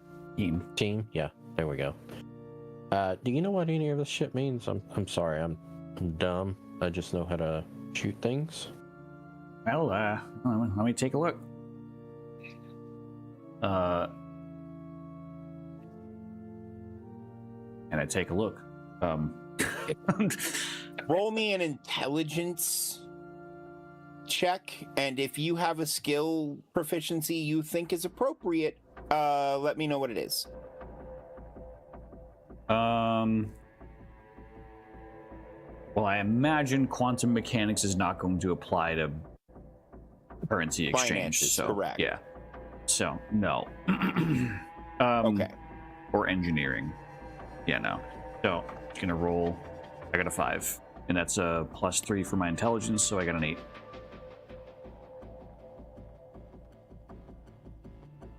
Cool. Yeah. They might mean something if you knew where any of the numbers that they seemingly pulled out of thin air came from. This is like 25% of the information you would need for any of these numbers to be useful. So either you're missing some information or someone else lost their fucking mind.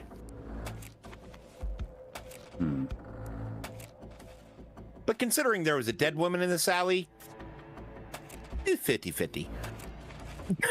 Oh, and this is Okay, butcher paper too. Uh-huh. as a CIA field agent, traveling was a common thing for them, would I be able to see what countries the currency was for? Yes, most of them Perfect. are now defunct currencies from countries who have switched to the euro. Mm. The French franc, the German mark, etc. Currencies of old. But not that old. Right? Because, like, they were still using those, what, 15, 20 years ago? Mhm. Yeah.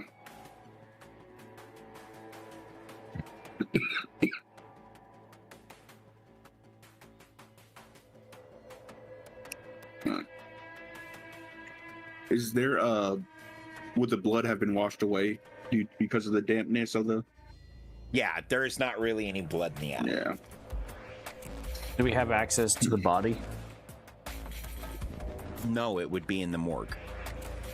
Well, I mean, that's my question: is do we have access to the morgue to check the body? But if it's still no, it's still no. No.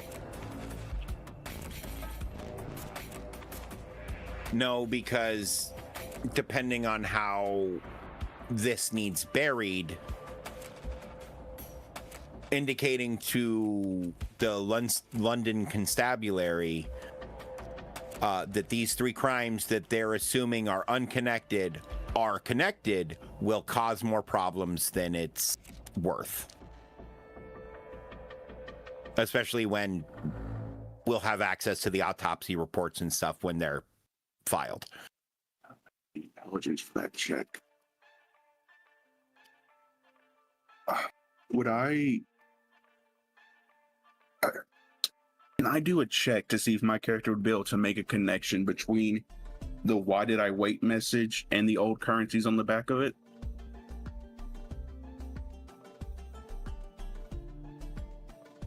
Everyone roll me an intelligence check. Alright. Shit. Joke for me. I got 2.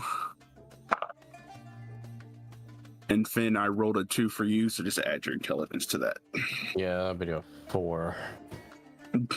I rolled a 4, so my check is a 7. Okay. Yeah, this woman was a financial clerk. And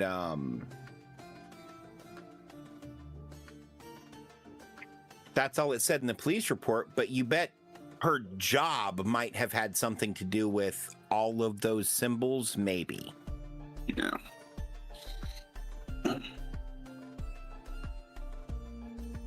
You can look her up on the internet if you want.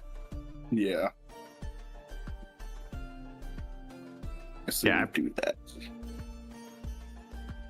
I pull out. I mean, I assume we have smartphones. Yeah. Yeah. Oh, yeah. Pull out my smartphone Yeah, and no, I start looking her up. she was the CFO of a fund for theater arts, like performing groups and stuff like that. They provide funding to theater troupes, etc. 2 people involved in the arts. Well, there seems to be a bit of a connection. What was the third person's job again? He's a theater consultant. So why are they targeting?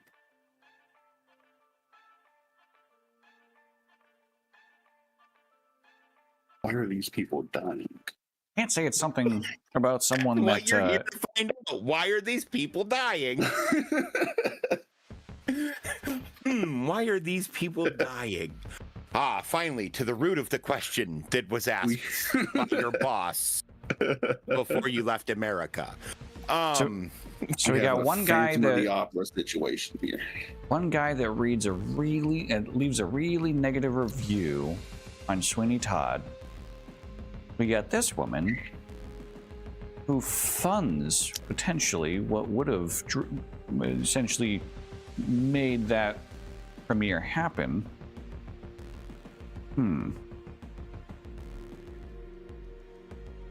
Why would the two of them need to be killed?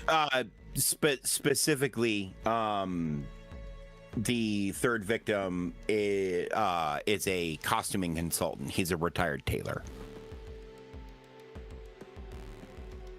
If that helps at all. It doesn't. I'm going to tell you right now it doesn't. Just to make you just so you know, I'm not trying to push you in a direction. This woman that we're currently investigating, does she have any social media? Any recent posts that relate?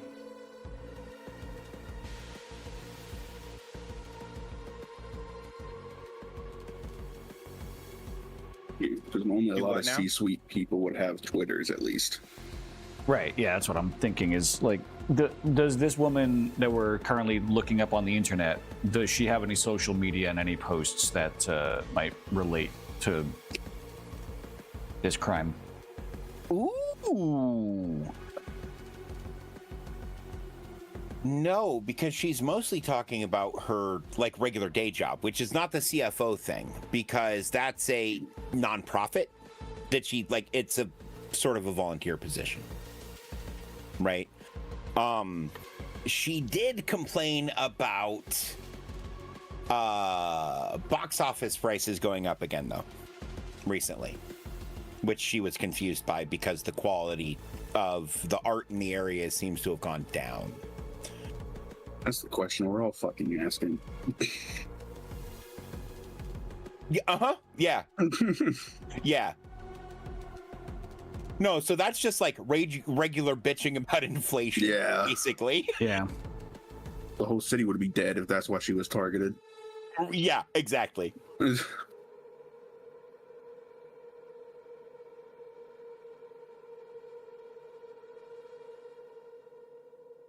To be more here.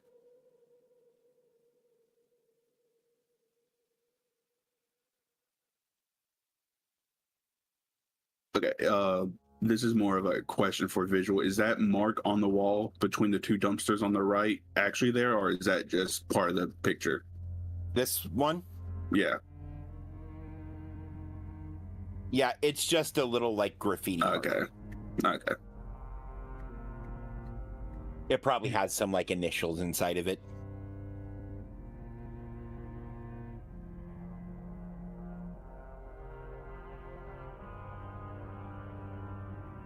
Anything else you guys want to do in the wet, damp alley? No. That's all I can think to do. As we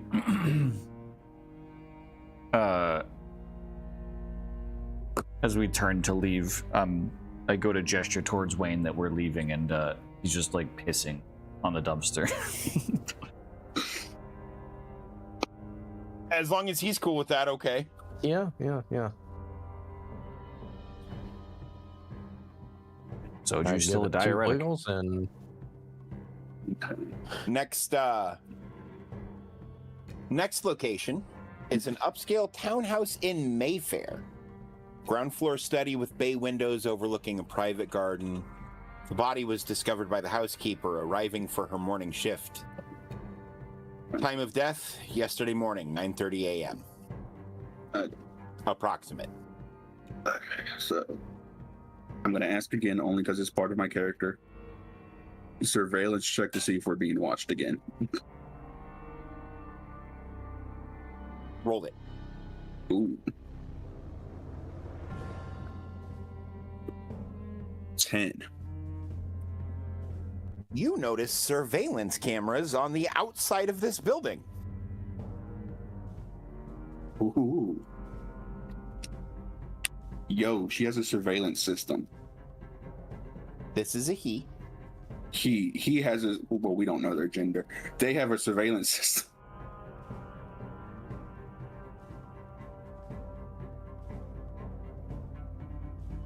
good. Get Joe, you in think if we you can could- find the where it's recorded. Yeah. Yeah, it's you got to think be you some sort could of break into. yeah, it's got to be some sort of central hub where all this is being recorded on it. And we gotta see if it's tapes and if it's digital. Yeah, we can take a look. All right, you guys go So on that's- inside. Yeah. I'm assuming. Yeah. Yeah. There is a guy who asks you if you're here to inspect the horrible scene. He seems to be...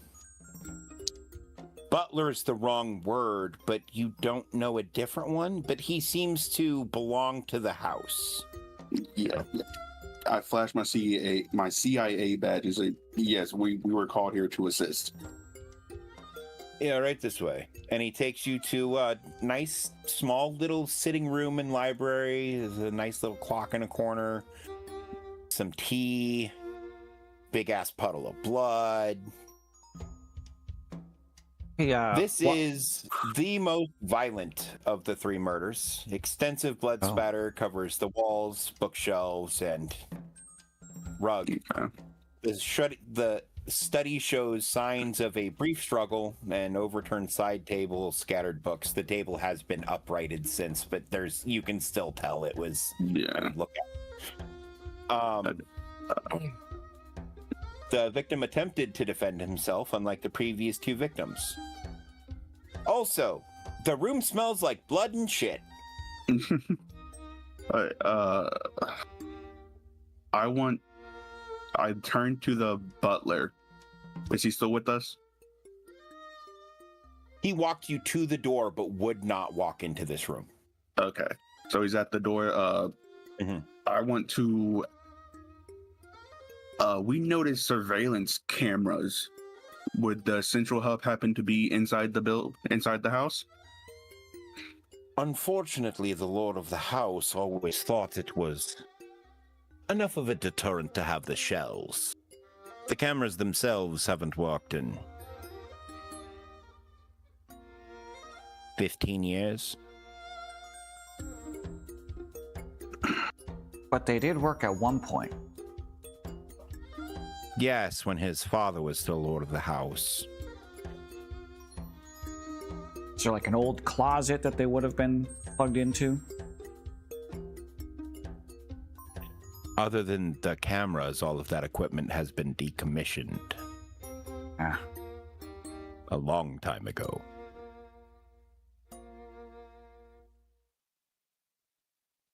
He read some article on Facebook about how just putting up a sign in your yard saying you have an alarm system is enough of a deterrent and you don't need to pay for an alarm system.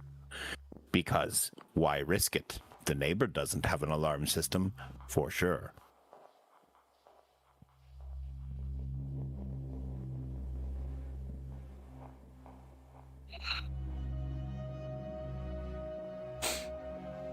But up until this, it seems to have worked, so his logic is sound enough, I guess. Or was, rather. I'm sorry, this is quite troubling. Would there be...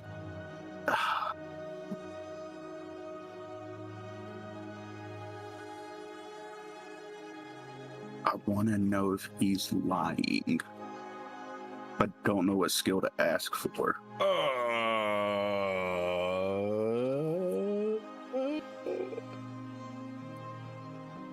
It'd be wisdom.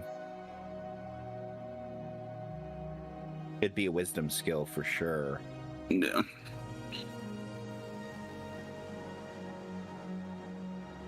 Sorry, I misplaced my book.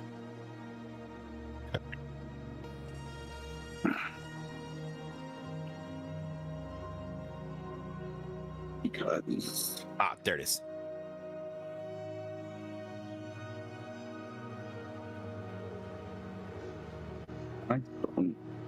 I don't believe him. It's always the butler. Interrogation could be used to discern whether or not someone is lying. and also deception. Okay. Can I?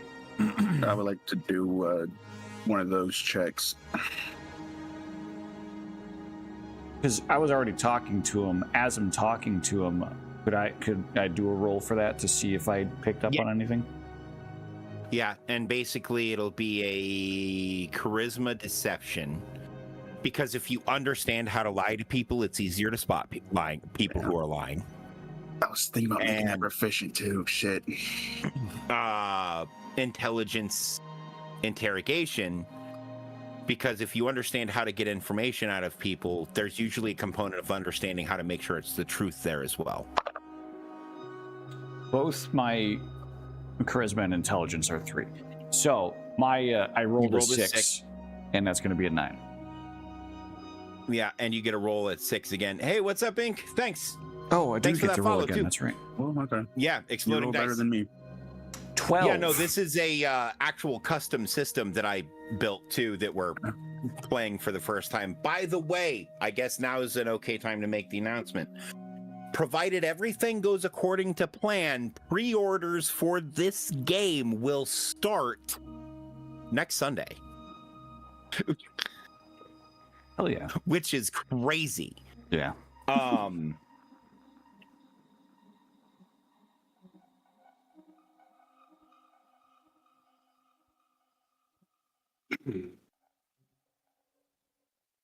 Okay. Do me a favor. I want all 3 of you to roll me perception checks. Okay. I got 6. And Finn, I rolled a 6 for you, so exploding dice. Now, what was the? Another 6. Jesus. Roll it again.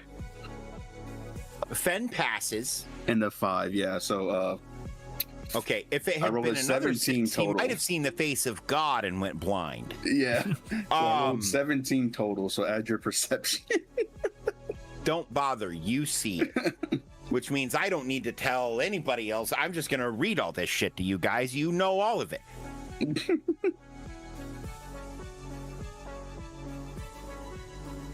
In the pool of blood on the floor, as it's drying, you notice that some parts are drying faster than others, as if someone has attempted to write a message in it.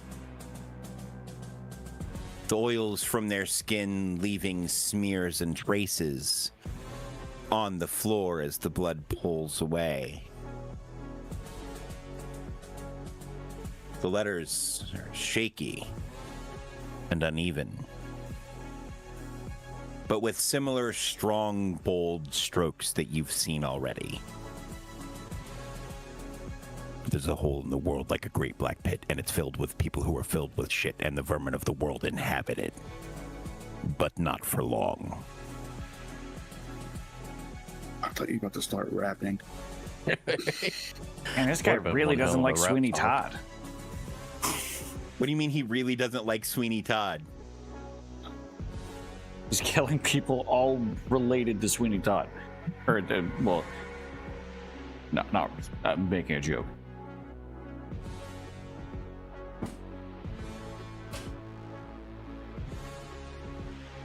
The handwriting also suggests the killer wrote this while in an extremely agitated state, likely immediately after the murder. Like as the blood was spilling out of this. No, I didn't. But I do know who Carmen is, but I didn't. I did quote something, though.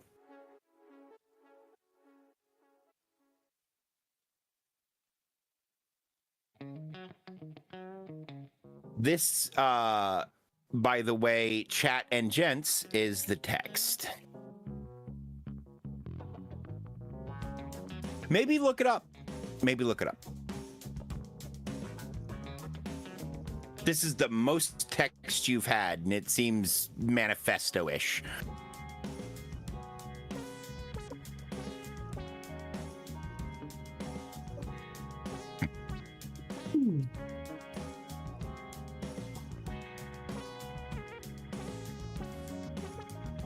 Oh, hey, look at that. It's a quote from Sweeney Todd.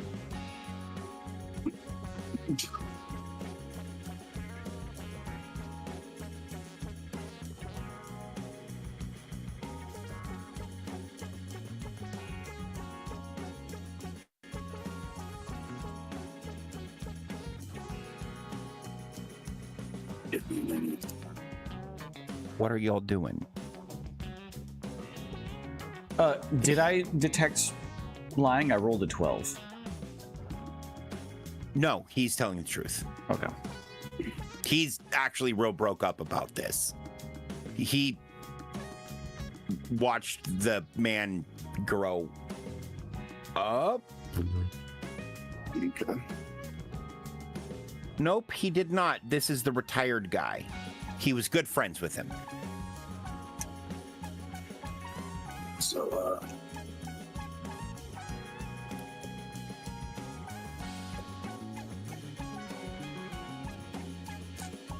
I'm currently researching Sweeney Todd. Okay.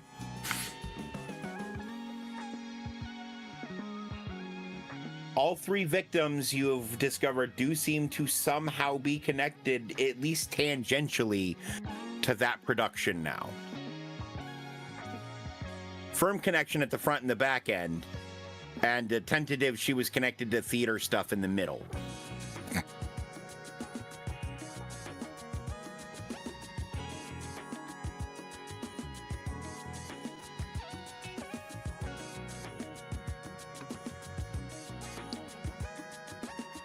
Oh.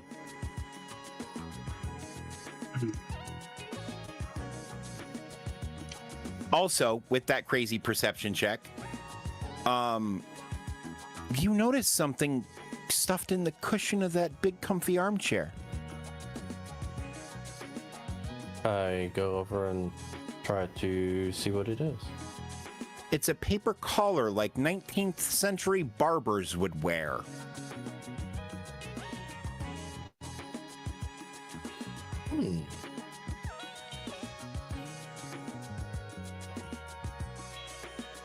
Well, I forgot I had that in my notes. did he have a barber that visited the house from time to time? No, never. He preferred to go out for such things.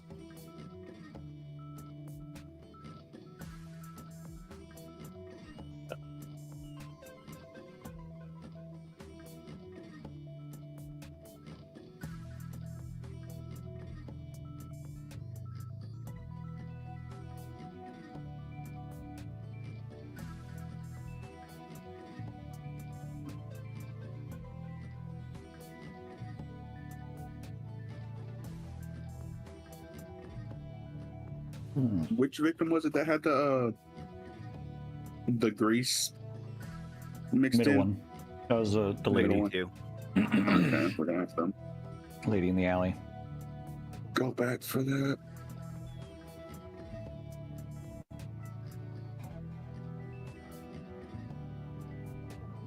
You do know the name of the theater this production is taking place at, by the way. It was in the article. Yeah. It is the Crimson Stage.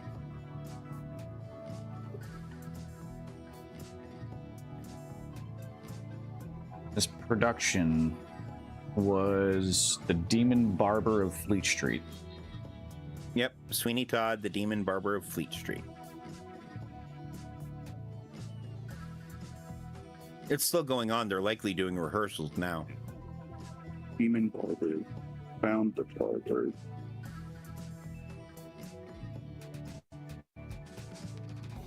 I think we just need to go to the place.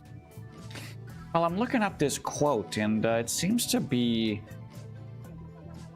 directing some hatred towards people who. Hang on. Let me go back to this quote here. At the top of the hole sit a privileged few, making mock of the vermin in the lower zoo. So there's people up at the top, people that fund these things that might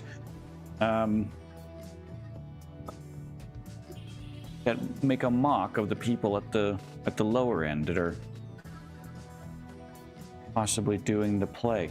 Maybe we should check out the play. I mean, it all lines up. They killed a reviewer, the CFO, and now the costume, whatever the fuck.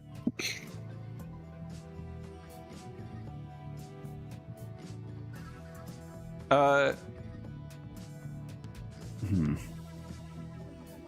forgot what his exact title was. He was a tailor. He was just a tailor, but he was a consultant for the play. Consultant, costume consultant, yeah. Yeah. Why would a costume consultant be a target, be considered someone at the top of the whole, one of the privileged few?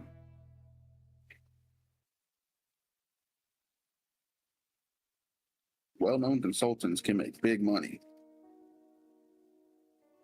Based on the house we're in, Guy has a butler and a housekeeper separately. I think he was one of those higher end consultants. Yeah.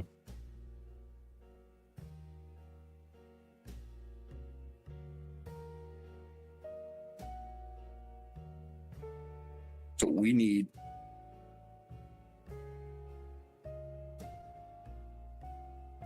Joe. Look up the director of the play. Yeah, let me look. I can imagine the director would be listed. I actually have the name of this. Hang on. I have his name. It's here somewhere. I promise. Jones. Mr. Jones. Kevin Jones. It'd be Kevin Jones. I think we need to pay Kevin Jones a visit.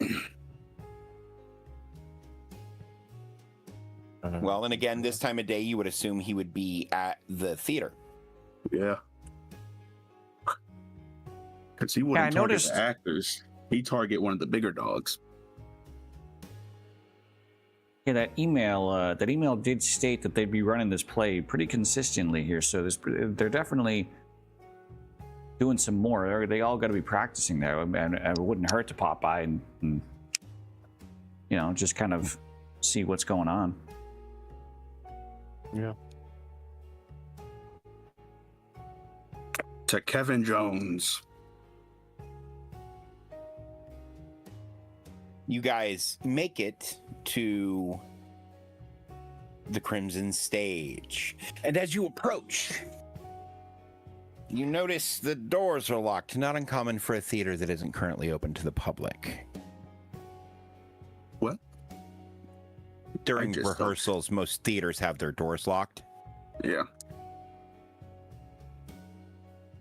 So you might have to, you know, knock or something. Yeah.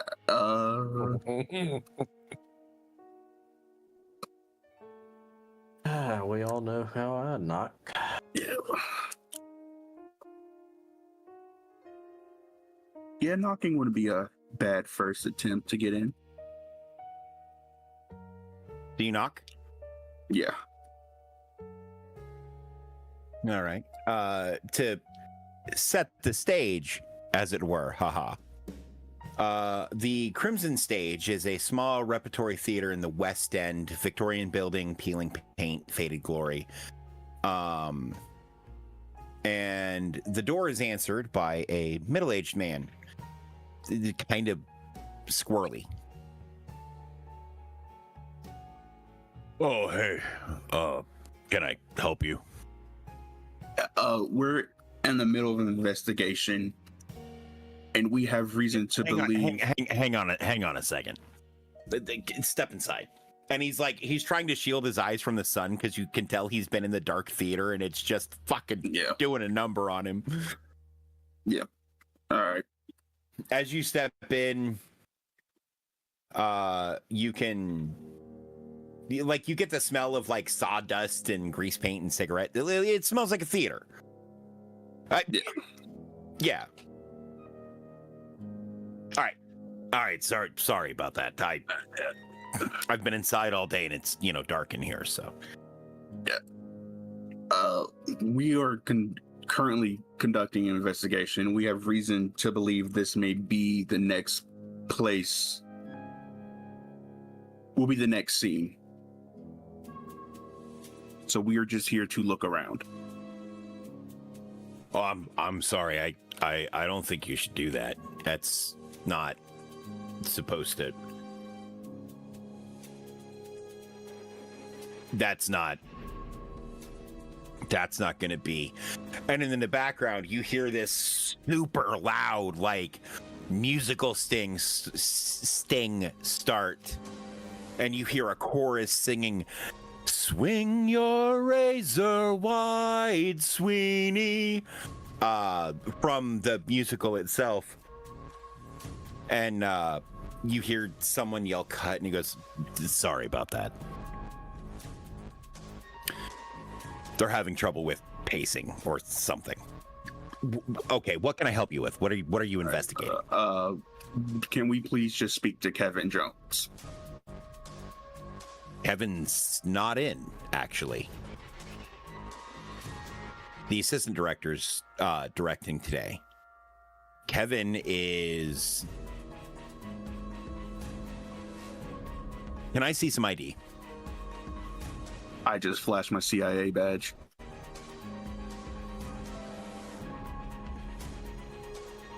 We were called in to help investigate. As this has been a cold told me case what for you're a while. investigating. Potential murders. Well, what would a cold case have to do with Kevin? We have reasonable suspicion he may be the next target. Well, if there's active targets, then it isn't a cold case. Hang on. Who said it was a cold case? He did. Oh, did he? Oh, I didn't hear that. What's really going on here? What are you looking for? We're looking for Kevin Jones. Well, like I said, he's not here. Can you tell us where he is? At the moment, out of the country.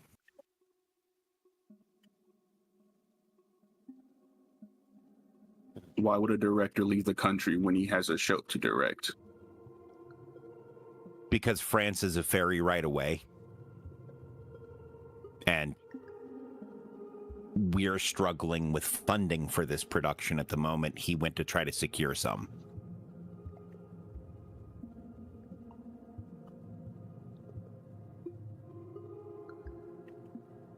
I want to do a lying check. Okay. Oh. Big whammy, big whammy, big whammy. Fuck. It'd be a 4.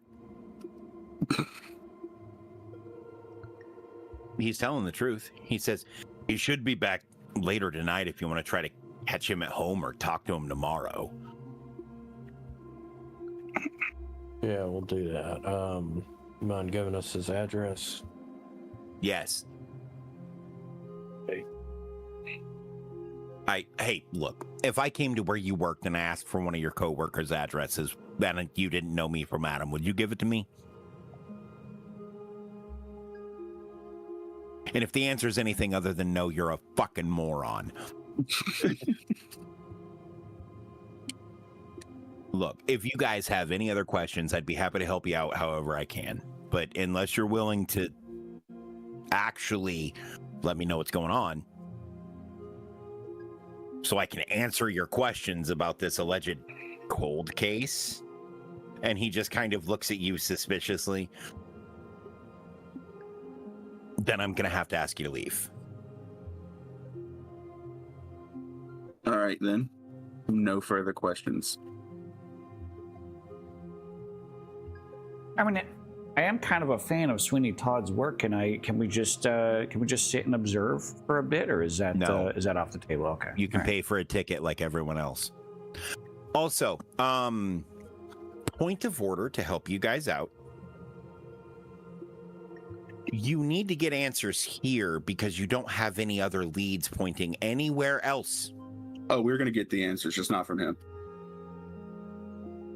You haven't even bothered to try to get an answer from him yet. I have ways. Okay.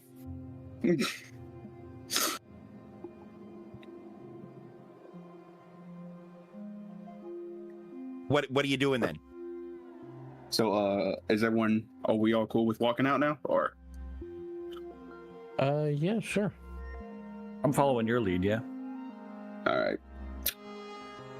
I walk to the back alley, Okay. looking for a back entrance.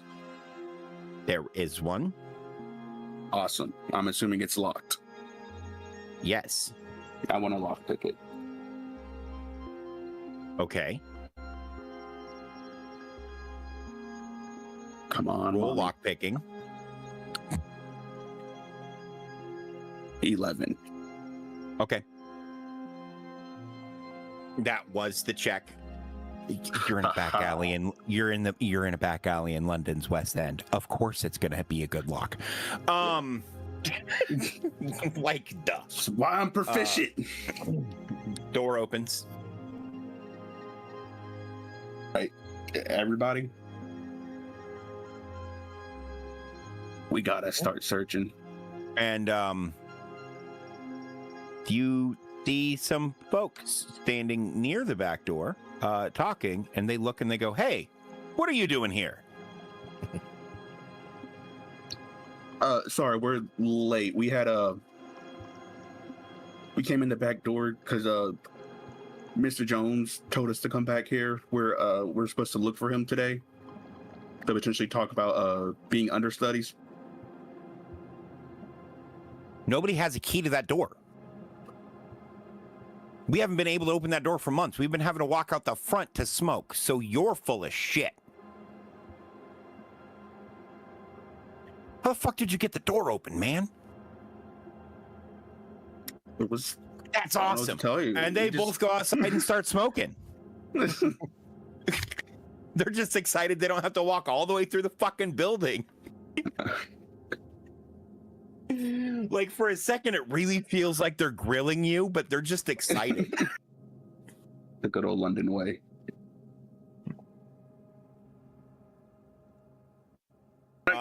And you'd see people walking around and shit. They never had a key for the door. You can't open it.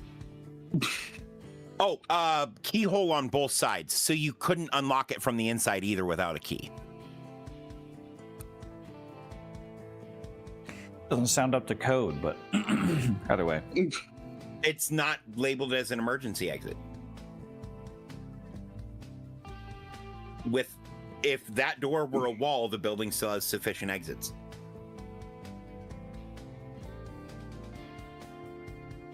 Usually a building that size would have a push bar exit door, even if it's not an emergency exit, but either way.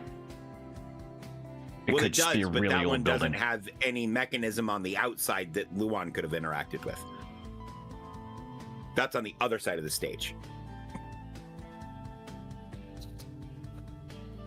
This one's more of like a loading door.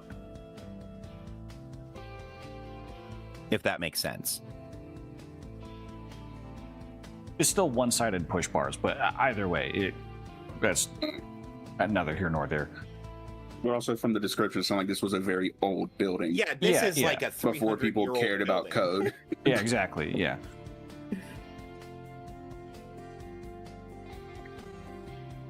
But yeah, I don't have a picture for this. I feel like I'm taking the lead. Y'all can jump in any moment. Y'all have an idea. Well, most of my ideas revolve around how I usually play Ghost Recon, and I'm trying to actually be somewhat tactical. But we kind of just illegally entered a building, so I think Potential for violence could arise. No. But tactical is definitely what you want to do now, because these are all innocent civilians. That we know of. Secret clandestine government organization starting open conflict with civilians in foreign country really has an interesting ring to it for the international news.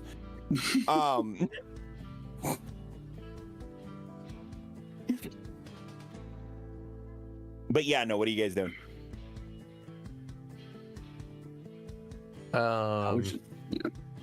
You made it backstage. Congratulations.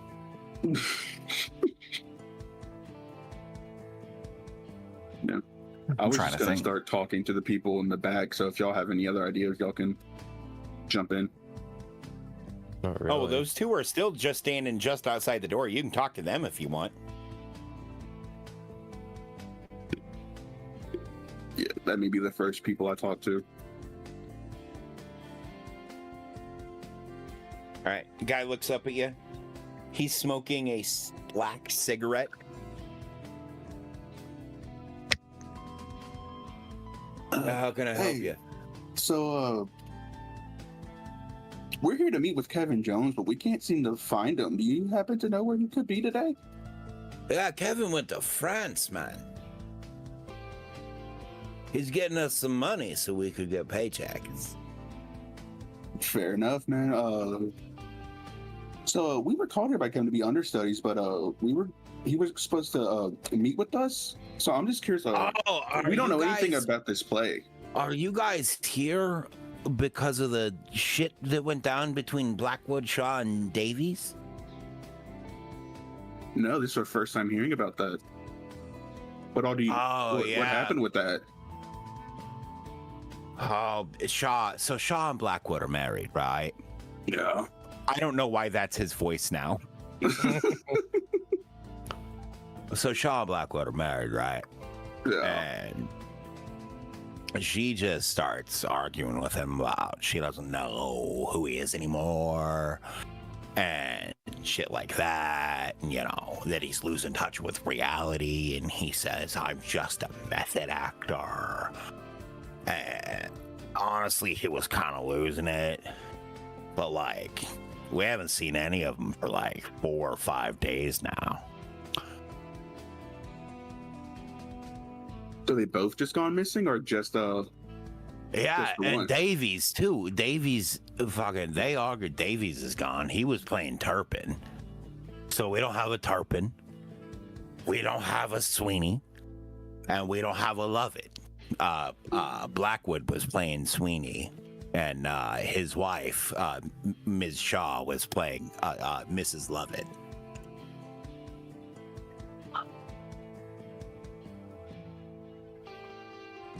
Interesting. So you said Kevin Jones is in France today, though? Yeah. He's talking to an investor. I guess we'll just have to come back another day. Yeah. Hey, if you're running Aaron, that's the lead, Aaron. Yeah. If you're running Aaron, tell him get better soon. And if he doesn't get back here, I'm gonna take his job. We will do. Will do. What's going on with Aaron?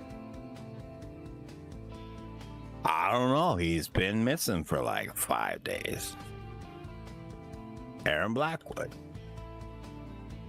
Oh, that was his first Evelyn name. Oh, Shaw and Charlie Davies.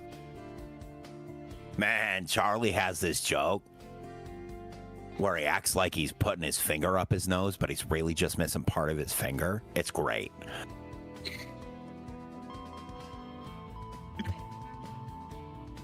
All right. Well, we'll be back here tomorrow to meet with Mr. Jones. So Yeah, it'll be a Have lot easier. Because Yeah. if you're trying to talk to him now, you have to go to France. Yeah.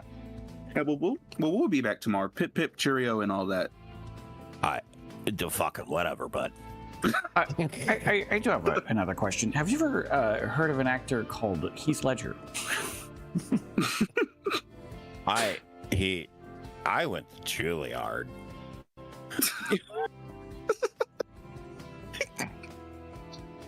Just completely ignored your question to tell you he went to Juilliard is the most I went to Juilliard thing ever, by the way. Yeah.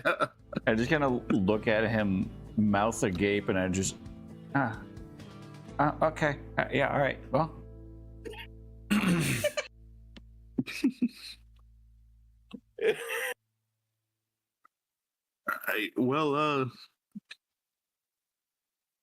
So I start walking away. I don't know about Joe though. Or Wayne. Is there no. is there anyone that's like clearly working on costumes? Like costume maintenance? Actually, you do see someone pinning someone's shoulder in a dress. And you hear her saying, "But how do you keep ripping this?" That sounds like a costuming thing happening.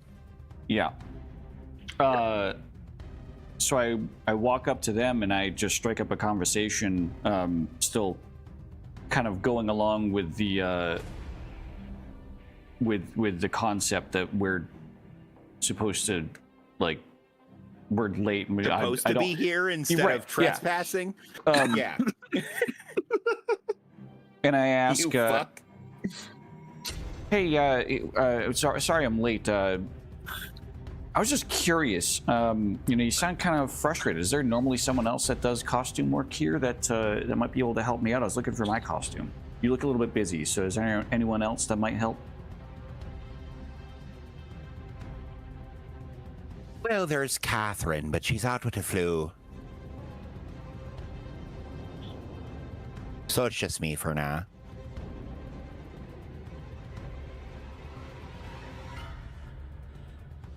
Well, okay then. Well, I guess I'll wait my turn, and then I just walk away. I got nothing. Okay.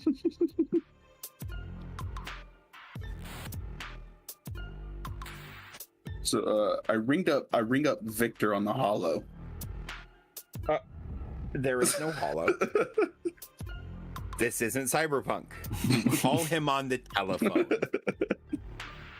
So, Victor, sorry to ask you of another favor, but how good are you at tracking people and where they live?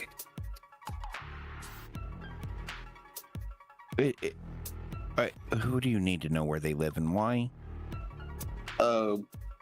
Potential suspect. Okay. I need a name in order to find them. Yeah. I forgot their names. Charles Davy and Evan Blackwood. No, it's Evelyn Shaw and Aaron Blackwood. Aaron Blackwood. Also, Yeah. those are the Are the people that husband are and wife who were arguing right and missing. Evelyn Shaw. Yeah. and missing, along with another guy, but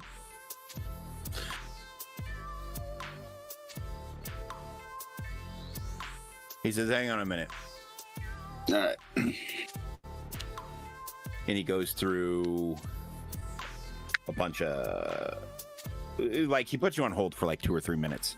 Yeah. And he comes back and he's like, "I have an address. Do you have a pen?" Yes, I do. I have a notes on my phone. Flat 4B, 47 Hanbury Street, Spitalfields. Spitalfields. Spittle in my field. Gross. You hear me just giggling in the background, as many former military All right. people are. All right, fellas, I got an address. All right, we go there. Or, well, I mean, it's I, easy enough. yeah, I follow them. Everything's in the West End. You've pretty much been within walking distance of damn near everything. Yeah. Spitalfields, East End, modest 2-bedroom flat in a converted Victorian. 3rd floor, no elevator. The area has a working class, slightly run down character. And as you approach, the door to flat 4B shows signs of forced entry. And you doubt it was done by police. Mm. Well, that looks problematic. As you As open I'm- the door, Just hands on my hips, just looking at it. the smell hits you. Unmistakable decay. Thick, heavy, rancid. Flies buzz angrily at the windows. The main living area is in complete disarray. Overturned furniture, shattered picture frames showing happier times, blood stains on the carpet showing a violent confrontation. Do me a favor, before I continue, unroll a sanity check, DC 7. And that's a Roll DC6. I mean, not DC. D6, right? Yep. All right.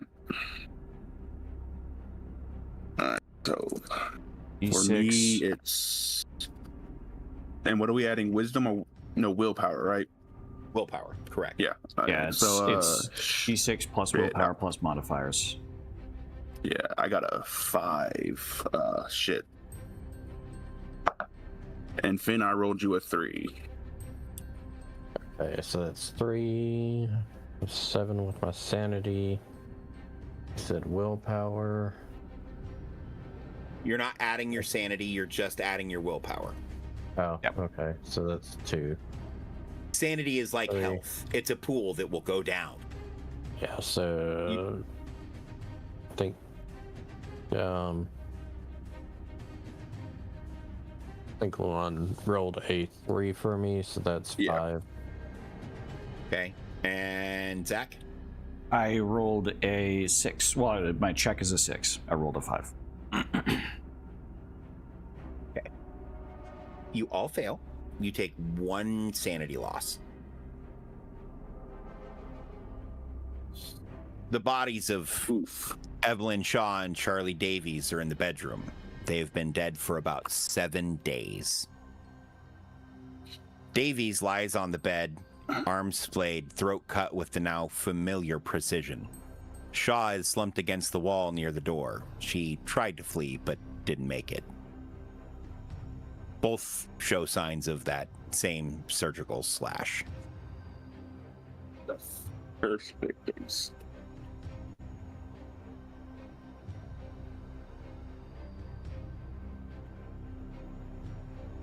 This was the first crime scene. The pattern started here. Yeah.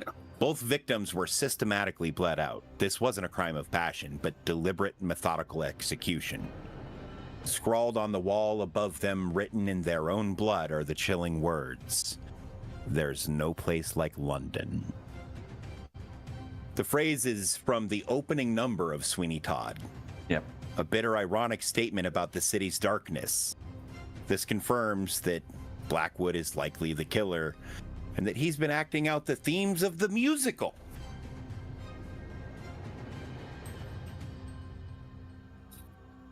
Perception checks. Okay.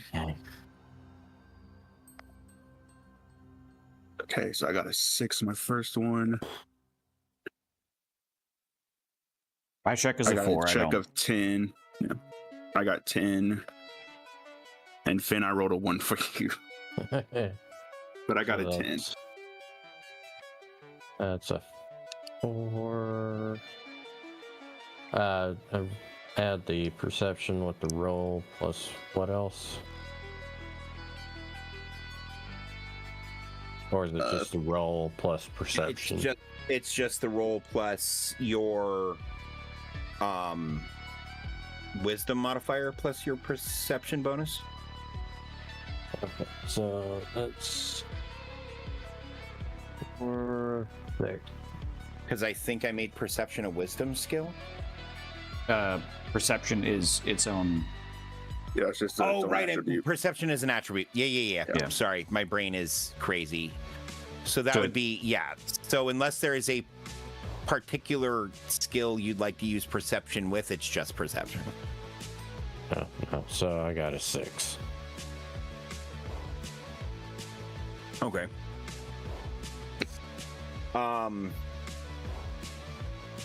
Anybody who rolled a 9 or better. Yay. Yeah, I got a 10. Further evidence collection reveals that Charlie Davies' keys and a piece of mail addressed to what you assume is his flat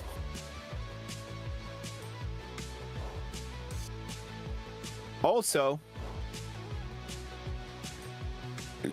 this, based on what you've pieced together,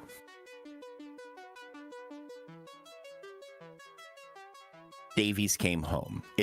You don't have an explanation for why the front door is broken. Maybe it happened after the fact in anger. Who knows? But right now, based on what you've put together from kind of looking around the room, is Davies came in, found those two together, Canoodling. and wasn't happy about it and took actions. I'm not saying I agree.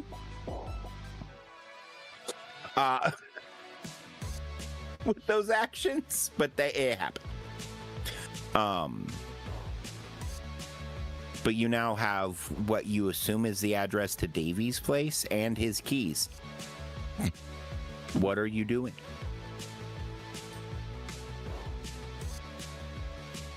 Say we pay him a visit. Yeah. You going to Davies' apartment? Davies is in here with the... Yeah, okay. Davies' apartment it is. Before we go, I'm going to check in with Victor, Okay. saying, hey, we have very probable cause that Davy Blackwood is the murderer. Aaron. Aaron Blackwood is the murderer. Okay. I'm sorry, you gave me 3 names at once. It's harder for me to keep them straight. Yeah. Yep. And that we're gonna have to confront him. And we are heading to his Okay. place right now. Do we have clearance to do so? Clearance to engage. I gave you the address to his place already. Perfect. I assumed you were already in there.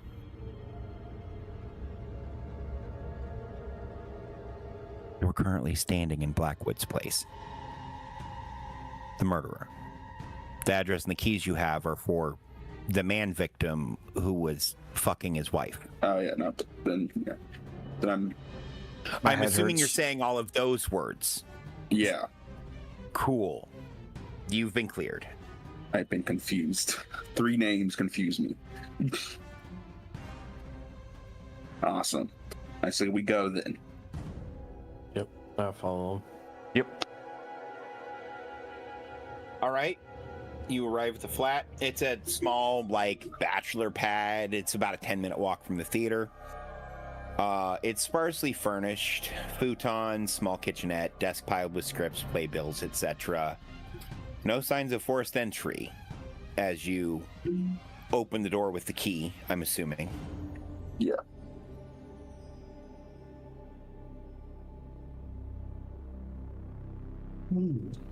What, you know what? Just roll me whatever you want to roll me to search the apartment. Each of you. And let me know what skill you're using.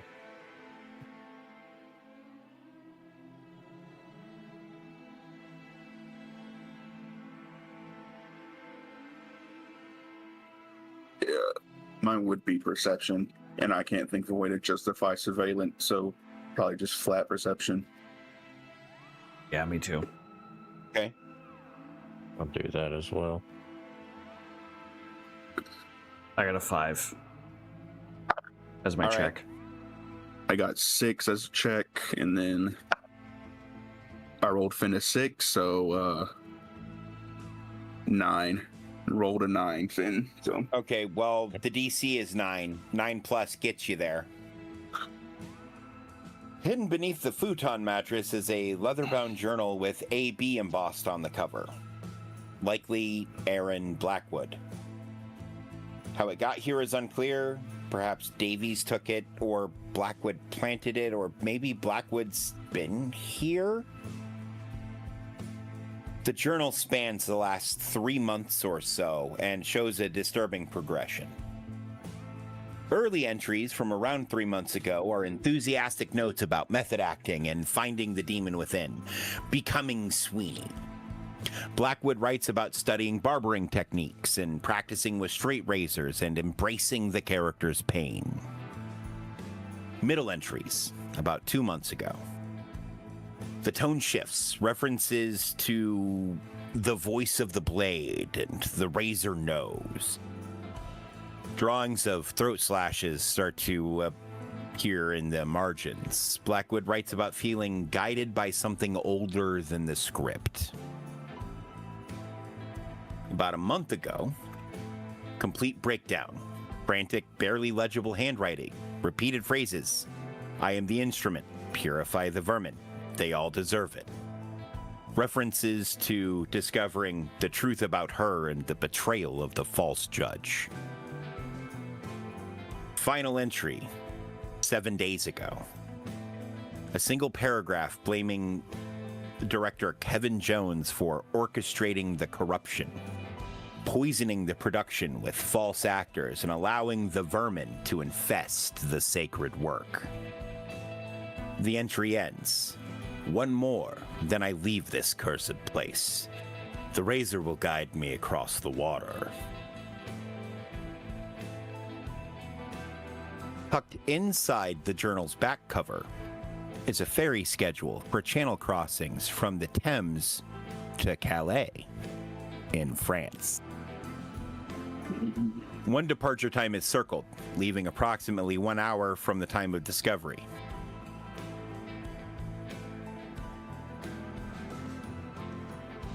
Around the time you were told the director would be returning.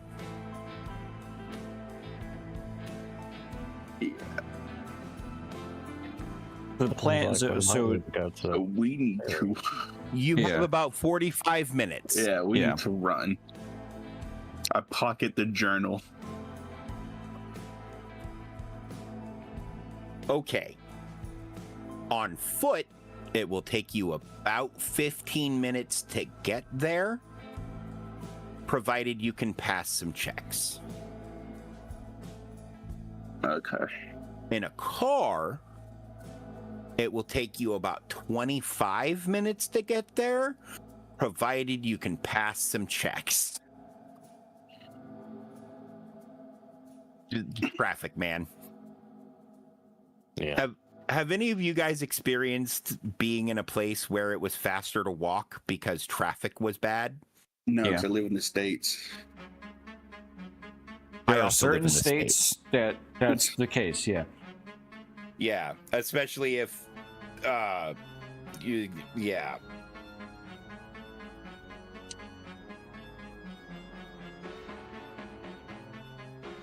So yeah, you can choose to take a car if you want. I'd recommend using the Bugattos. You know, your Lamborghinis, them Chevrolets.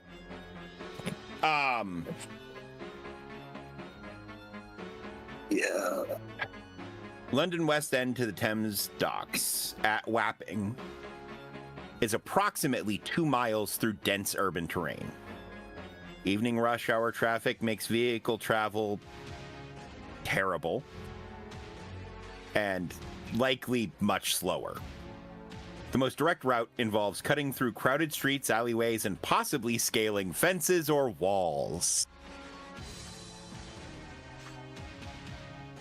Give me Dex plus athletics or parkour. If you don't have either of those, just roll me a Dex check. If one of you can make a DC 11 or two of you can make a DC 9, you get 0 time penalties. Well, I got I'm confused. Athletics is an endurance. Correct. So either way, it's a So dex. either you are just pushing yourself really hard, right? Or you're using a level of mobility and skill. Said Dex plus endurance. No, it's one or the other. 1-6. So 7 plus my dexterity is 10. Okay. And Finn, I'm going to. Finn, I rolled you a 1. Would put me at a 4. The only opportunity I have is endurance, which my check is a 7. Okay. It takes you guys a little longer than 15 minutes to get there, but you do get there. As you arrive, you see a man stepping off of the ferry with a straight razor in his hand, smiling to himself as he looks at what you assume, based on photos you had seen in the theater, is the director. And then all of a sudden, he breaks out in fucking song and literally starts singing parts of Epiphany at Mr. Davies. We are not Davies, at Mr. Jones.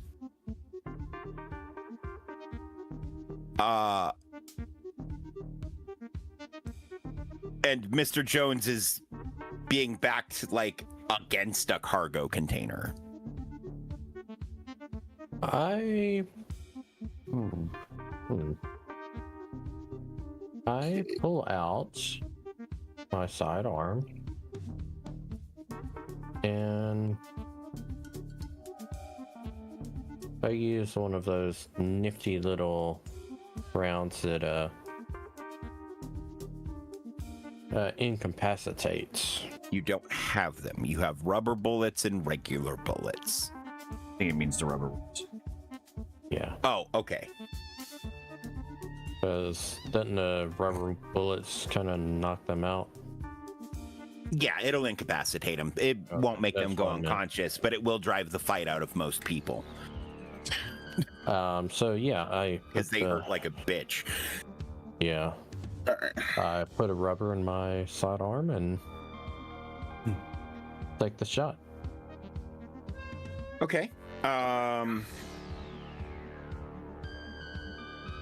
So roll to hit. What dice is that? It's a D6. All right. Hang on, let me pull up my combat rule. All right. Roll to Combat 4. is section 6 in the book. All right. Roll to 4 for you. Okay. So better than average. And initiative is... I realize we're not doing initiative yet, but initiative is Dex plus luck. Okay. Because after he fires this gun, we're gonna be doing initiative. Yeah. Of course, Delta Force thinking with his gun.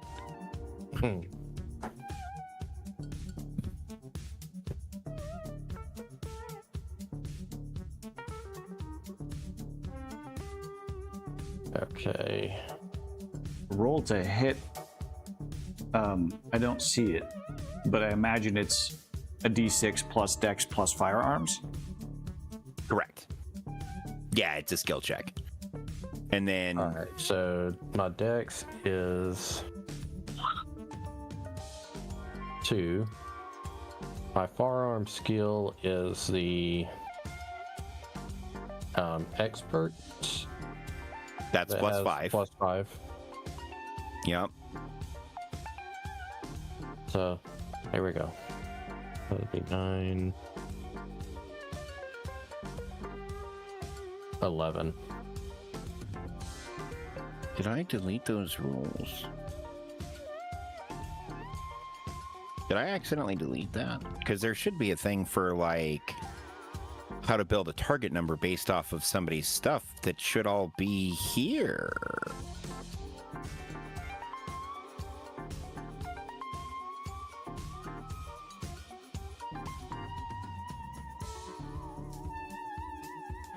Oh, no, it's based on range. It's based on range. You hit. You hit. Okay. Roll damage. And that's 1d6 for rubber bullets. Yep. A 2. Damn. Well, What's up with these low fucking rolls there, Luan? I rolled you a 17 earlier. that's true. That's a massive roll in d6s only. It really is. Especially when it was on 1d6. He rolled a 17 on 1d6 for you. What was the number?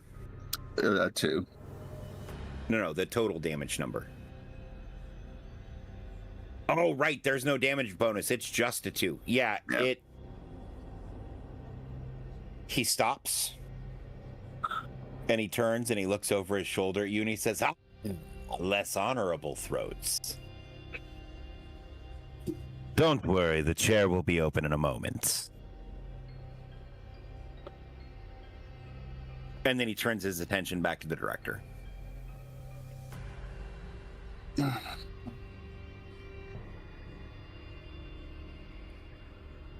Now we all roll initiative. Correct. And that's a d6 plus dexterity. plus- Dexterity plus luck.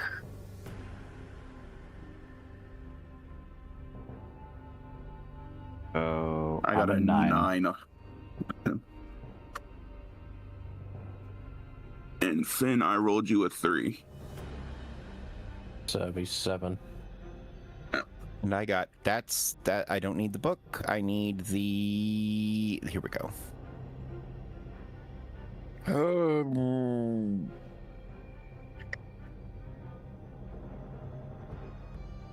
Well, the good news is he has no luck stat right now for reasons.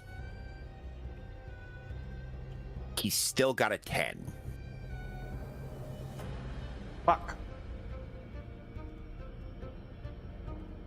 Damn.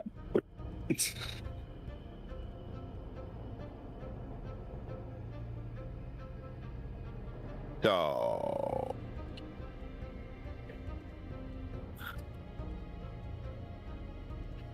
Bye bye, director.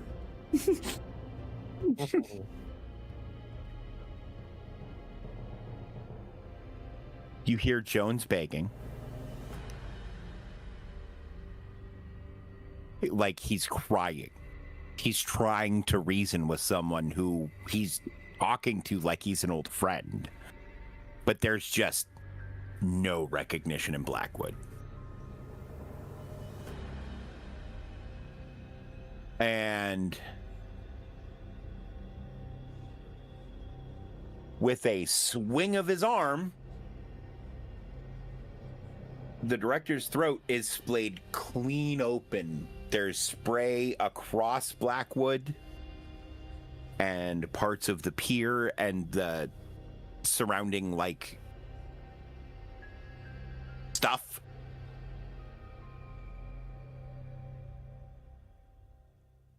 And then he turns on his heel and looks directly at Wayne.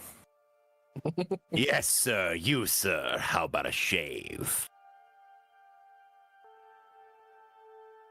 And that's the end of his turn. I guess I couldn't respond to him. All right. I mean, you can. I just rub my beard and I'm like, yeah, I could use one. And who was next? Both. Yeah, Zach, you can just go first. Yeah. Okay. I sheepishly pull out my pistol and also attempt to shoot a less than lethal round. Because I got no To be honest, I probably forgot what rounds I had in the chamber. I just see a man covered in blood staring Did you directly load over it, at or me. is it still loaded for you? We'll say it's loaded for me. Okay. Roll the hit. Like, I barely pulled this gun out of the case, and yeah, the gun got handed to me, and then I was like I asked, "Is that loaded already?" And then the person just looked at me and went, "Hang on." And then they loaded it, and then they handed it to me again. Yeah. So I attempt to shoot whatever's in the chamber at whatever the fuck is in front of me. Look at this again. And this ain't gonna go well. Just so that everyone is aware.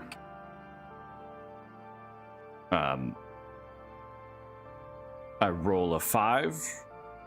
My dexterity is a 1. I have no firearm skill, so it's just a 6. All right, confetti comes out the end. I'm kidding. You just miss. All right. Oh no! That was a 6. That hits. Oh. What bullet was in the chamber? Or what kind of bullet was in the chamber? It's lethal. It does 1d10 minimum too. Okay. I rolled a 6. Okay. So he rolls his damage reduction. Wow, that's a 5 on the die. All right. And his endurance is 2, 4. All right. So he takes 2 damage. And he turned around and looks at you, and you see the bullet like tear through part of his neck, like the meaty part on the outside, right? Mm-hmm. And he's just like snarling. Muon? All right, I'm gonna load the magazine with the non-lethal bullets and shoot at him. Okay. 7, 10. 10 is a hit. Yep. Perfect. And then a 4 for damage. Okay. He'll take 2 from that as well. That was less lethal. Is there any other effects? Oh, that was a D6? Yeah. Oh. Yeah, it's still. Oh, then he takes no damage. Category F, there is no minimum damage. And no, the benefit of using less lethal is you won't kill someone with it. You still have to do damage. In order to add a status effect, you need one of the like cartridge rounds that injects them with something.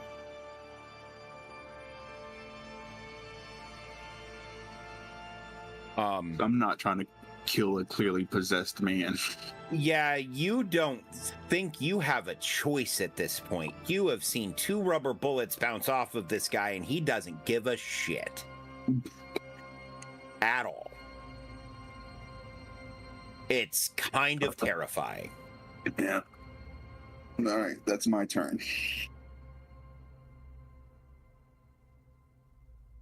I guess I go now? Yep, now it's you. Okay. I'm like, fuck this. I put a regular bullet in the chamber and take a shot. Okay.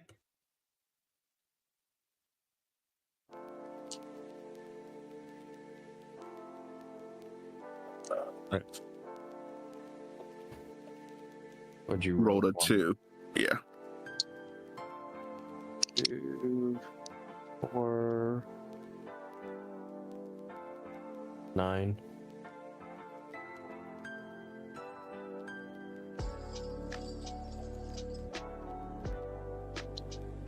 Nine hits. Roll damage. Roll a 5. Wrong button. 5. He will take 2 damage. Beautiful. At the top of the turn order,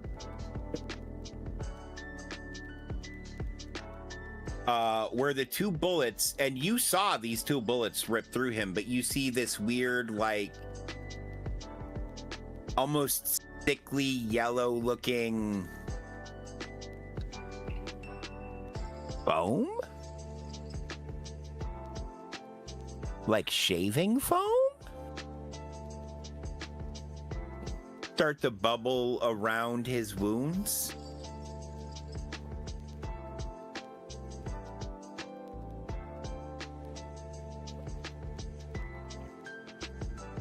Fuck, I closed it. Hang on a second. I'm dumb.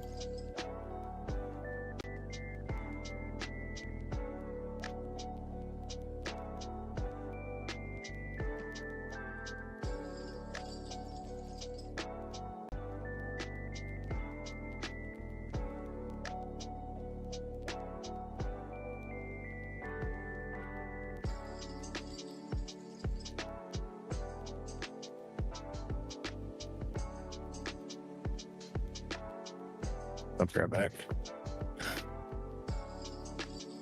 Actually, would you guys mind if we take a... God, we're in combat. I have to pee really bad. All right. You take a pee Go break. for it. Okay, fantastic. I It will allows be... me to get water. Yeah, I will be right back. Oh, my water needs refilled too.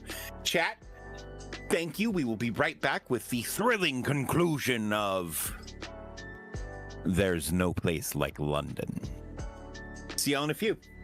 Hear me? Hang on.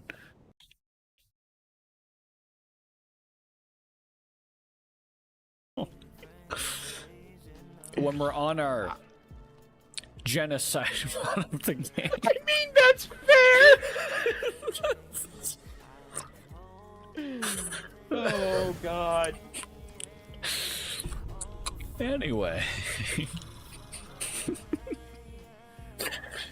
Oh, fuck.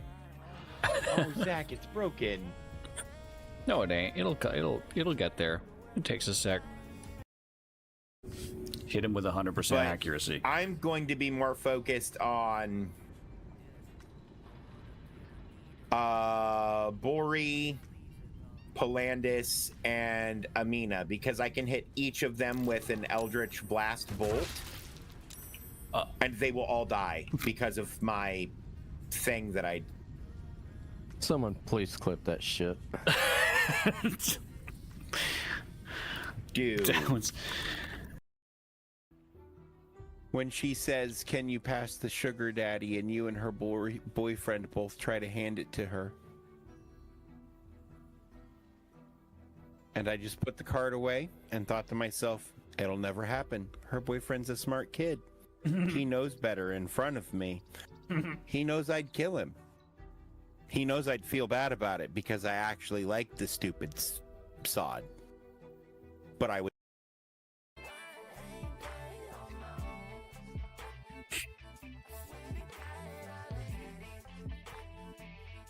Well, I'm gonna call it here soon. Yeah, I'm pretty much done. I will probably continue this save tomorrow, but I am on this turn.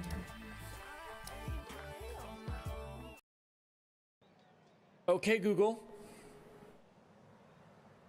What is pineapples in Russian? In Russian, that's ananas. It's for real. She keeps saying ananas. This is super fucking weird. As a side look. Wait, when does it do it? See, this is real me. This is real me right here. Right here, real, fake. That's fake. Real, fake. Real, fake. This is fake.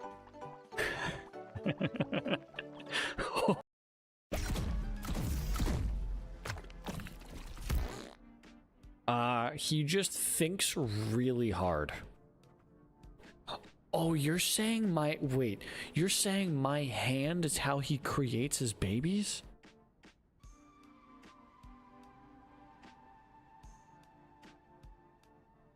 Oh no. These are my children. Ask for the spiky fruit. Oh, fuck. You bitch. How dare you give me 5 subs? Okay? How fucking dare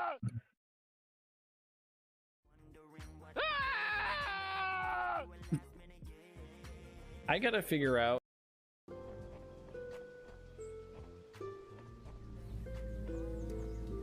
You son of a fucking ass bitch.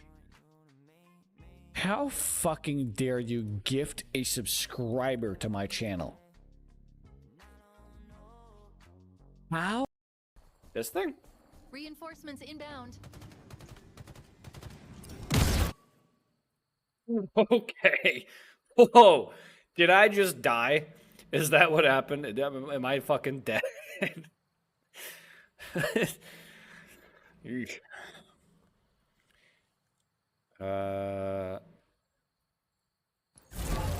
Okay, I didn't die. That just hurt a lot.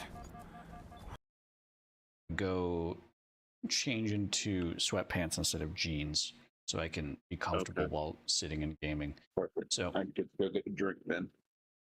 yeah, I'm also gonna get a drink also. So chat, I will be right back with you in a few moments.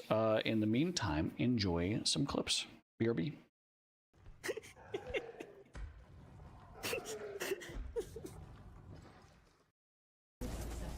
Oh. You know, you come across a pack of Marines and they follow you. So they had to design that system.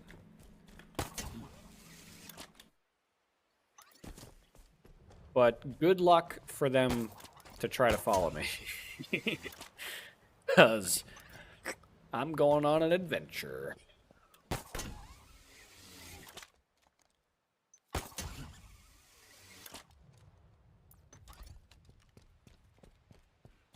Oh, they had that in all the original trilogy.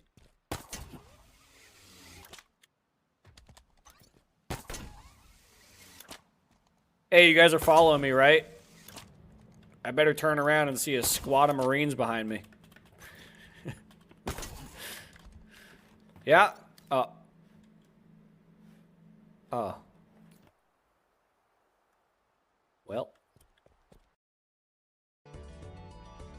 So it's a racist Joker.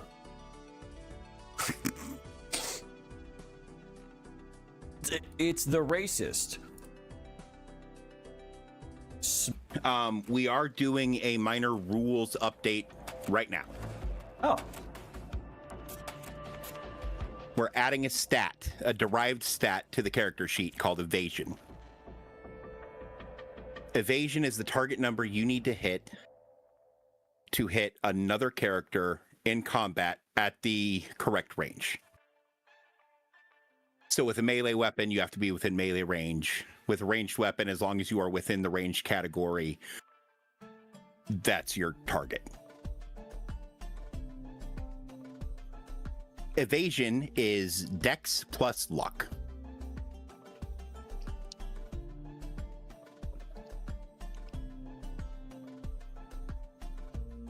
I'm sorry, Kate. I appreciate you.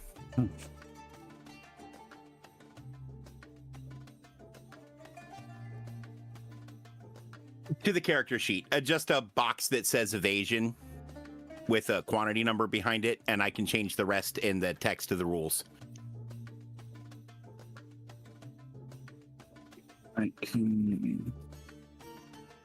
So Dex plus luck, mine's a 5. Okay.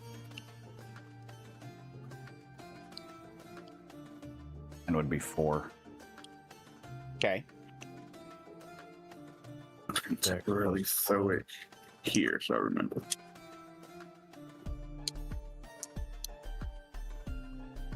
Mine's a 4.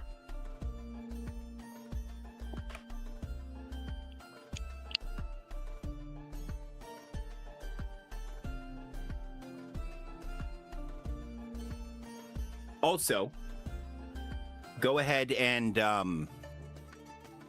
add a t-shirt vest to your inventory. It's a type of undercover body armor. It provides additional damage reduction of 1.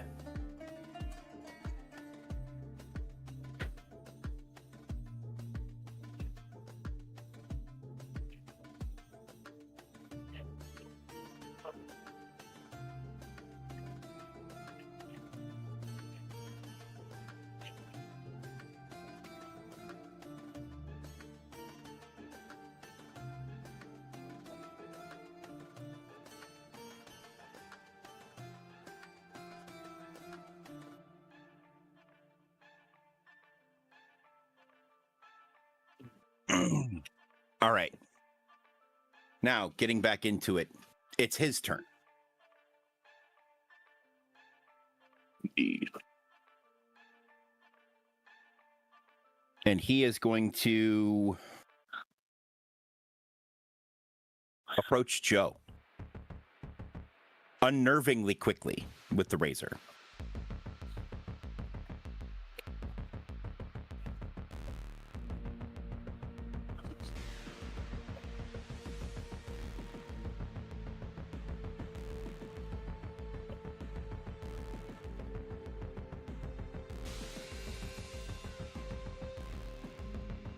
And that is...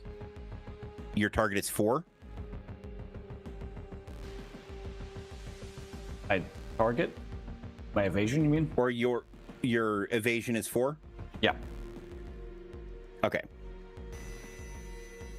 That misses you.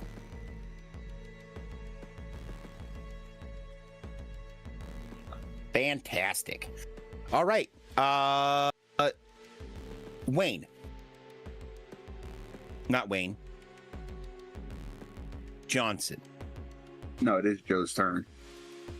Both of ours, yeah. Joe. Yeah, I'm after Joe, yeah. Gotcha.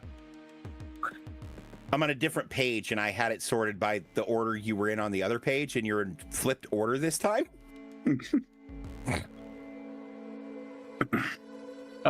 Question. When we were handed the protection stickers, did we immediately put them on, or was that for us to put on if we need to? No. You put them on then. Okay. They'll last like 72 hours. Just asking in case that was Yeah. important. All right, then I just try to shoot again. My untrained ass just knows point and pull trigger. So Okay.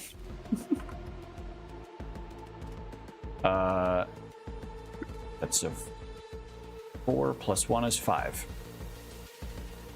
And assuming he's now at point blank range. His evasion is, well, his luck is 0. And his dexterity is 6. So his evasion is 6. And you got a 6? Yep. You hit him. Wait. Roll No, a I D- got a 5. Oh, fuck. I rolled a 5. right. Yeah, he has no sanity and no luck. Other than that, he's incredibly dangerous. Yeah, so I imagine my bullet missed. Yeah. Yeah, it missed. It did make him take a step back a little bit. Johnson, bring me pictures of Spider-Man. Aye, Captain. Oh, I want to hit him Lives in the a back of. pineapple under your mom. I'm sorry, what? I want to hit him in the back of the head with my gun. Pistol whip Like, his ass. Pistol whip style? Yeah.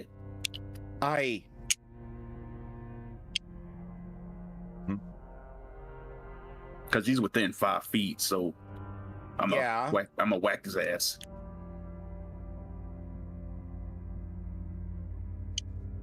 It'd be like.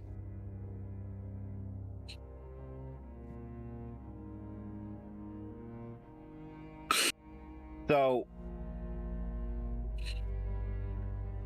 for melee damage,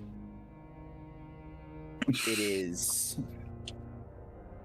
the category plus your strength for damage. The downside is they're all really low damage and light minimum damage. So your pistol whip is going to be a category F, which is a D6 plus your strength modifier. Or plus your strength, rather. There are no modifiers. Sorry, I've been playing D&D too long. You know? All right.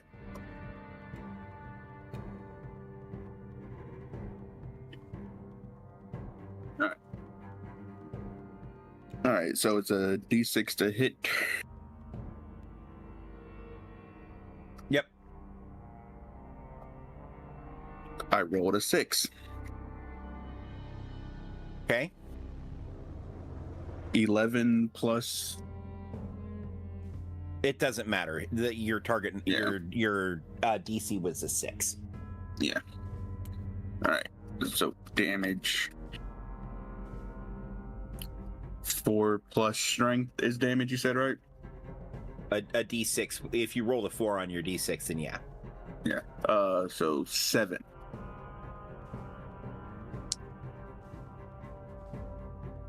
I have 3 strength. I strong boy. He doesn't even move.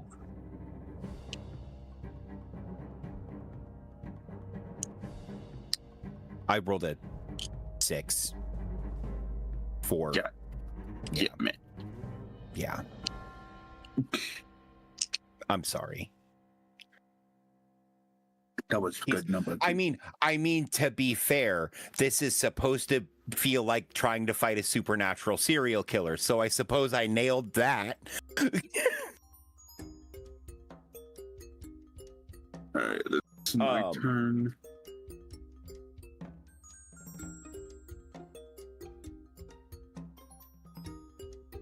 Yeah, no, we about to die.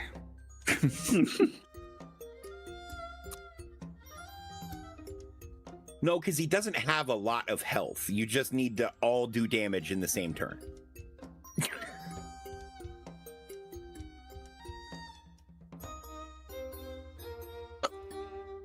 Shit. Is that it for you, Johnson? Yeah. All right. What you got, Wayne? Same thing. Using a regular bullet, I'm gonna shoot the motherfucker. Shoot his ass. DC 6.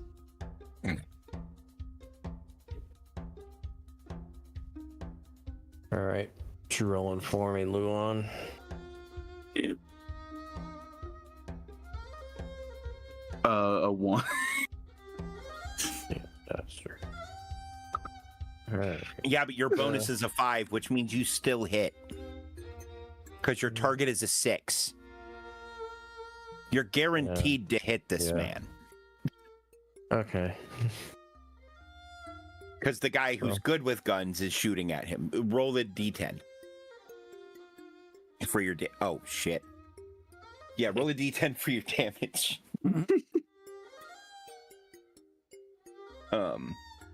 Also, You gotta be fucking kidding me. all right, well then he takes 1 damage.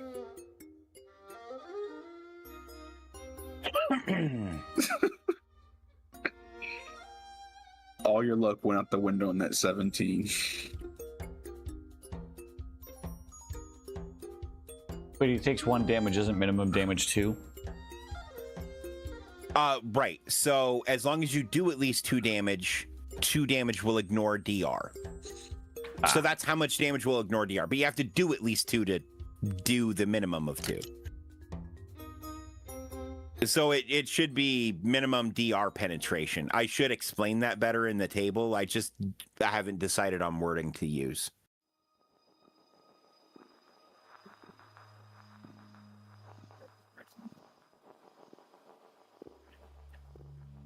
You know what? The minimums are low enough. It could just be 2. So we'll just do it that way, and then I don't have to change the tables at all, because then there's no interpretation for it. It just is what it says. Which, okay.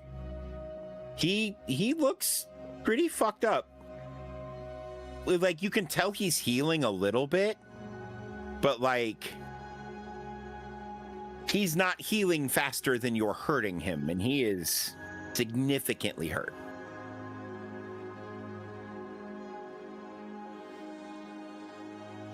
But it is his turn.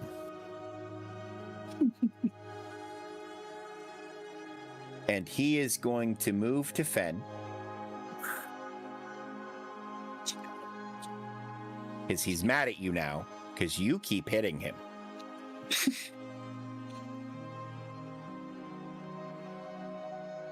There, sir. You, sir. Welcome to the grave. His bonus is 6. Can you roll it for me?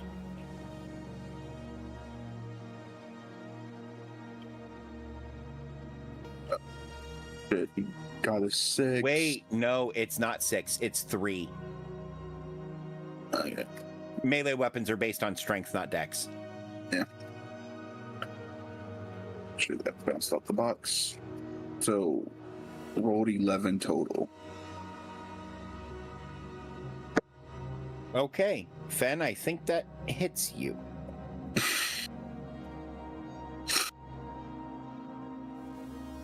Okay. Well, my dex plus luck was 4, so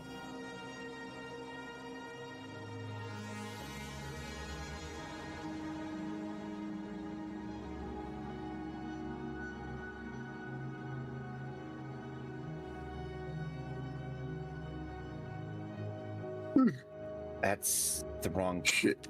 category. Bingo. Roll a d12 for me. Let me find my D12. Yeah, this is it. Okay. Only a 1. It does 3 damage to you, Fen.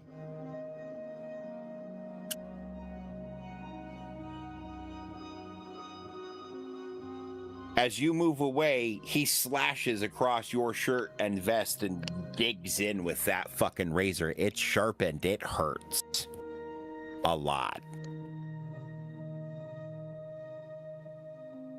I say Joe? ouch.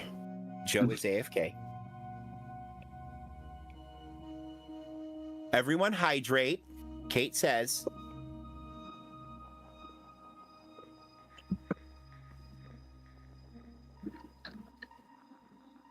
Don't forget My to bad, I'm hydrate. Making some French fries. I can hear you, so yeah, I'm hydrating. Okay. No, you're all good. Ooh, Zach. Uwala twins. What? You got the Uwala. Oh yeah, I got. I'm also drinking out of my Uwala. Did you miss the like 2 times that I told you I bought a new wallet because you brought it up? Well, I didn't know it came in, you fucking cuck. Told you when it came in, and then you just nothing but silence. Anyways, Yeet.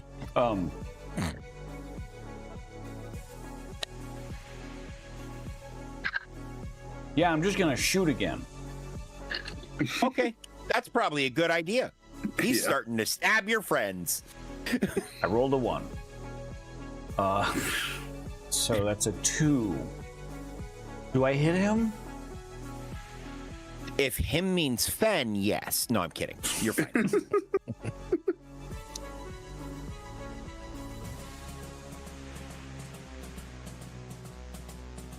Johnson, you're up.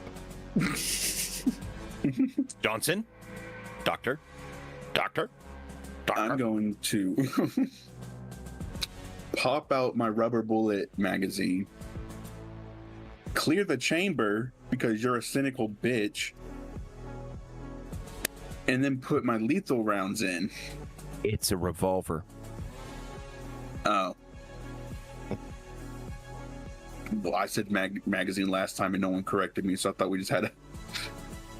Yeah, no, but you do have like speed loaders, and it's got that thing which pushes the casings out, so you can unload and reload it quickly still. Yeah. Because I don't know any law enforcement officer who uses a revolver and does not have a few rounds in like speed loader style like clip setups. Not necessarily on their person, but like somewhere. Yeah. I don't know anyone that has a revolver and doesn't have at least one speed loader with them. That's what I'm saying. And I know a few cops who carry revolvers. So and then so 2 + 5 = 7, 3 10 to hit again. That's a hit. And then 1d6, 1d10. Oh my fucking god! A 1. Doesn't matter. He had 1 hit point left. Thank God. He's dead.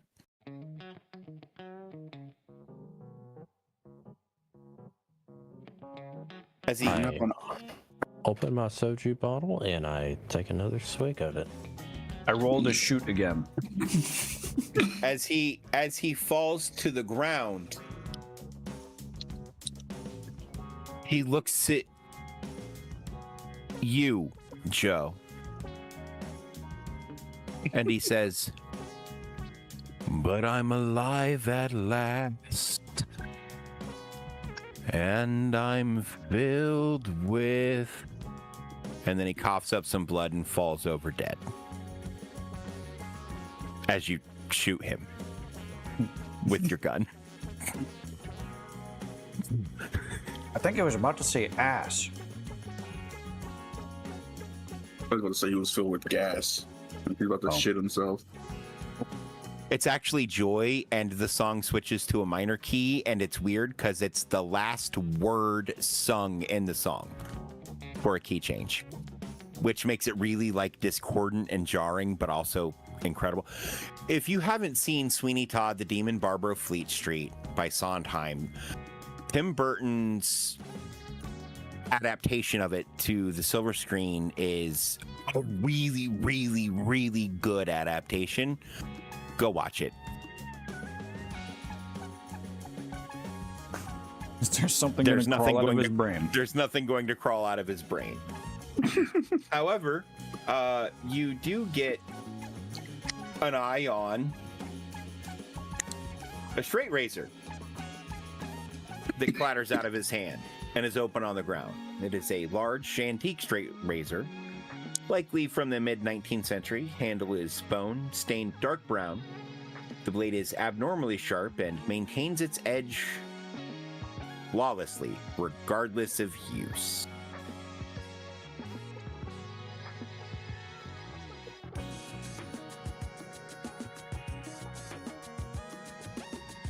And some other stuff. I think we should probably pick up the straight razor and probably take it in for evidence. Yep.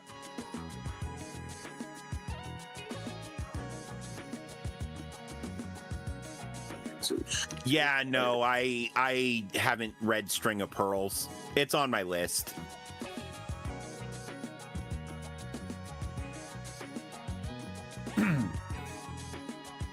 I pick up the straight razor. Roll a willpower check. Or will check. Guys, I purposefully didn't say anything immediately to give you an opportunity.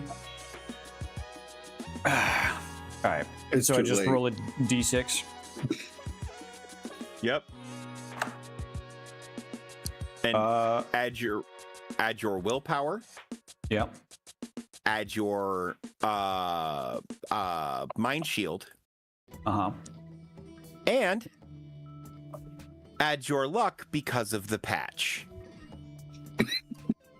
12. You missed it by 1.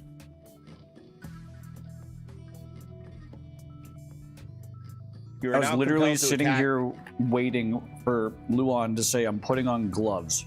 And I'm just like, come on. I don't think Okay. gloves would have stopped that. I picked the fucking now- thing up. No one else is picking it up. I picked the fucking thing up. You My are now gloves are gone. compelled to attack the creature you perceive as having committed the greatest injustice against you or others.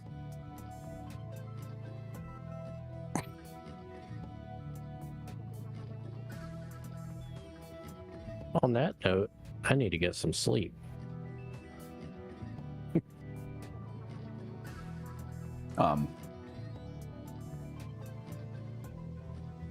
Who might That's- that be? That's 11:30.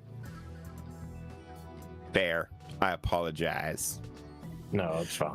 Good news is this is the final scene.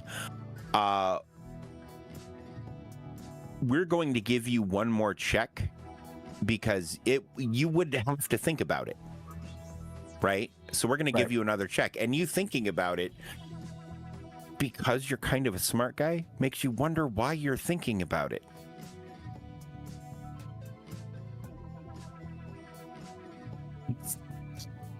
So you get another roll. It's got more asylums and poison. Super fair. My roll was a 5, Okay. which is 2 more than my previous roll. Cool. You're good. Would you have made it without the mind shield? No.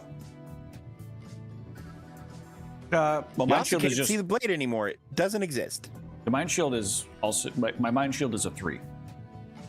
So it would Oh. have been a 12 with the mind without mind shield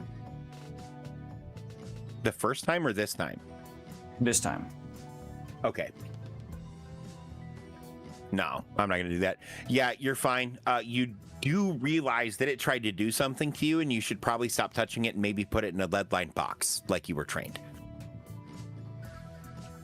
I was trained. Or not, No. not box, but bag. It's an evidence collection bag. Yeah. They're all lead-lined. Yeah, I was about to ask if we got those because I didn't remember hearing that. Yeah, no, I forgot to mention it, but you do have them? I'm assuming you put it in the bag? Yep.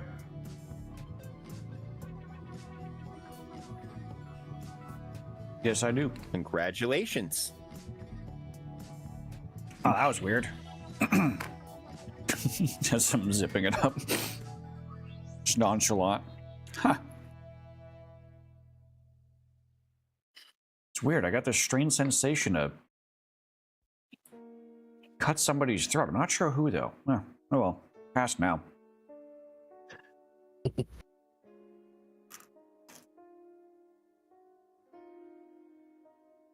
You're making me hungry. Well, congratulations. The operation was a success. The artifact, upon a cursory examination, seems to be a blade of vengeance.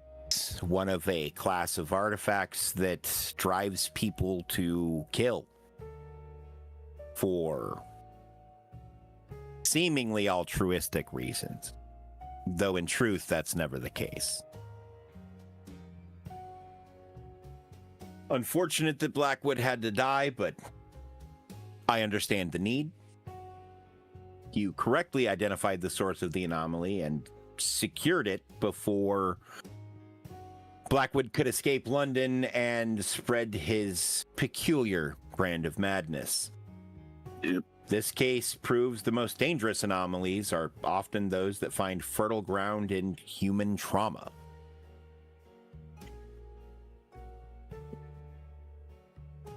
Debrief is scheduled for 0800 hours. Please have your documents prepared. Dismissed.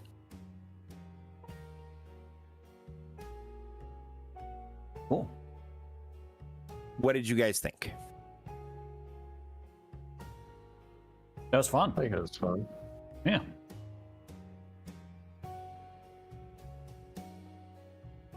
It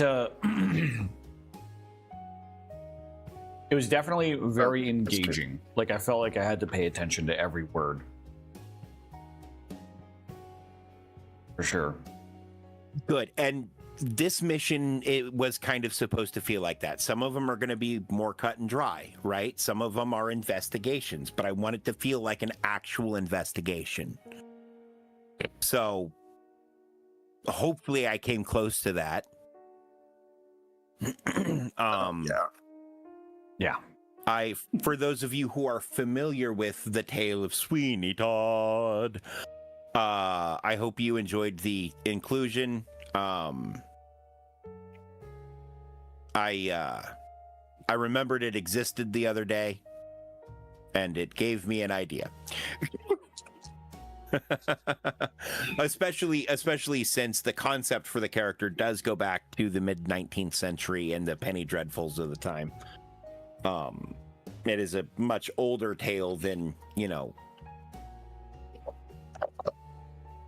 you would otherwise be had to believe. Again, if any of you are interested in playing this game for yourself, join the Discord for it. That's the best way to get information about the whole process as it goes on. I'm really trying to get a fucking link for you guys. I apologize. That's the wrong fucking button. And like I said, barring any major hiccups, I'm hoping to start pre-orders next Sunday. Momo, I'm glad you had a great time. I hope you all had a great time. And from me and the cast, have a good night. You're awesome. Custodes, Arcana, et Verum. And never stop leveling up. What he said. See you next time. All right. Well, I'm gonna go count sheep. I hope y'all have a Yeah, for sure. good day tomorrow. Sounds like a good plan. I'm going to do the same. You as well. Yeah. Have a good night, folks. Good night, Good Raven. night. All right. That actually was a lot of fun.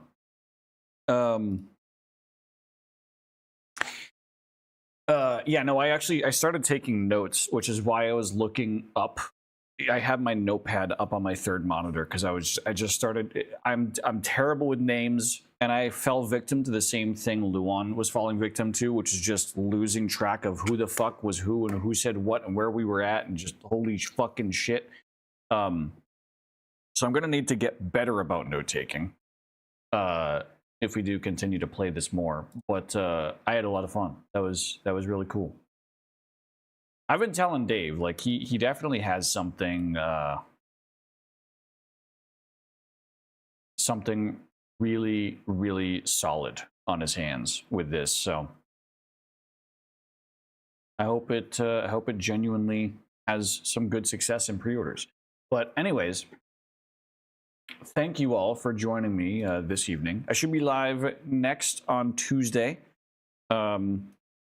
Doing my usual dulls and then getting some more into Andromeda. But as for this evening, folks, I hope you all have a fantastic rest of your evening, afternoon, or morning, or whatever time of day it is, wherever you're in the world. I hope you all have a good one. And I hope to see you guys all again next time. Adios. Where's my end button? There it is.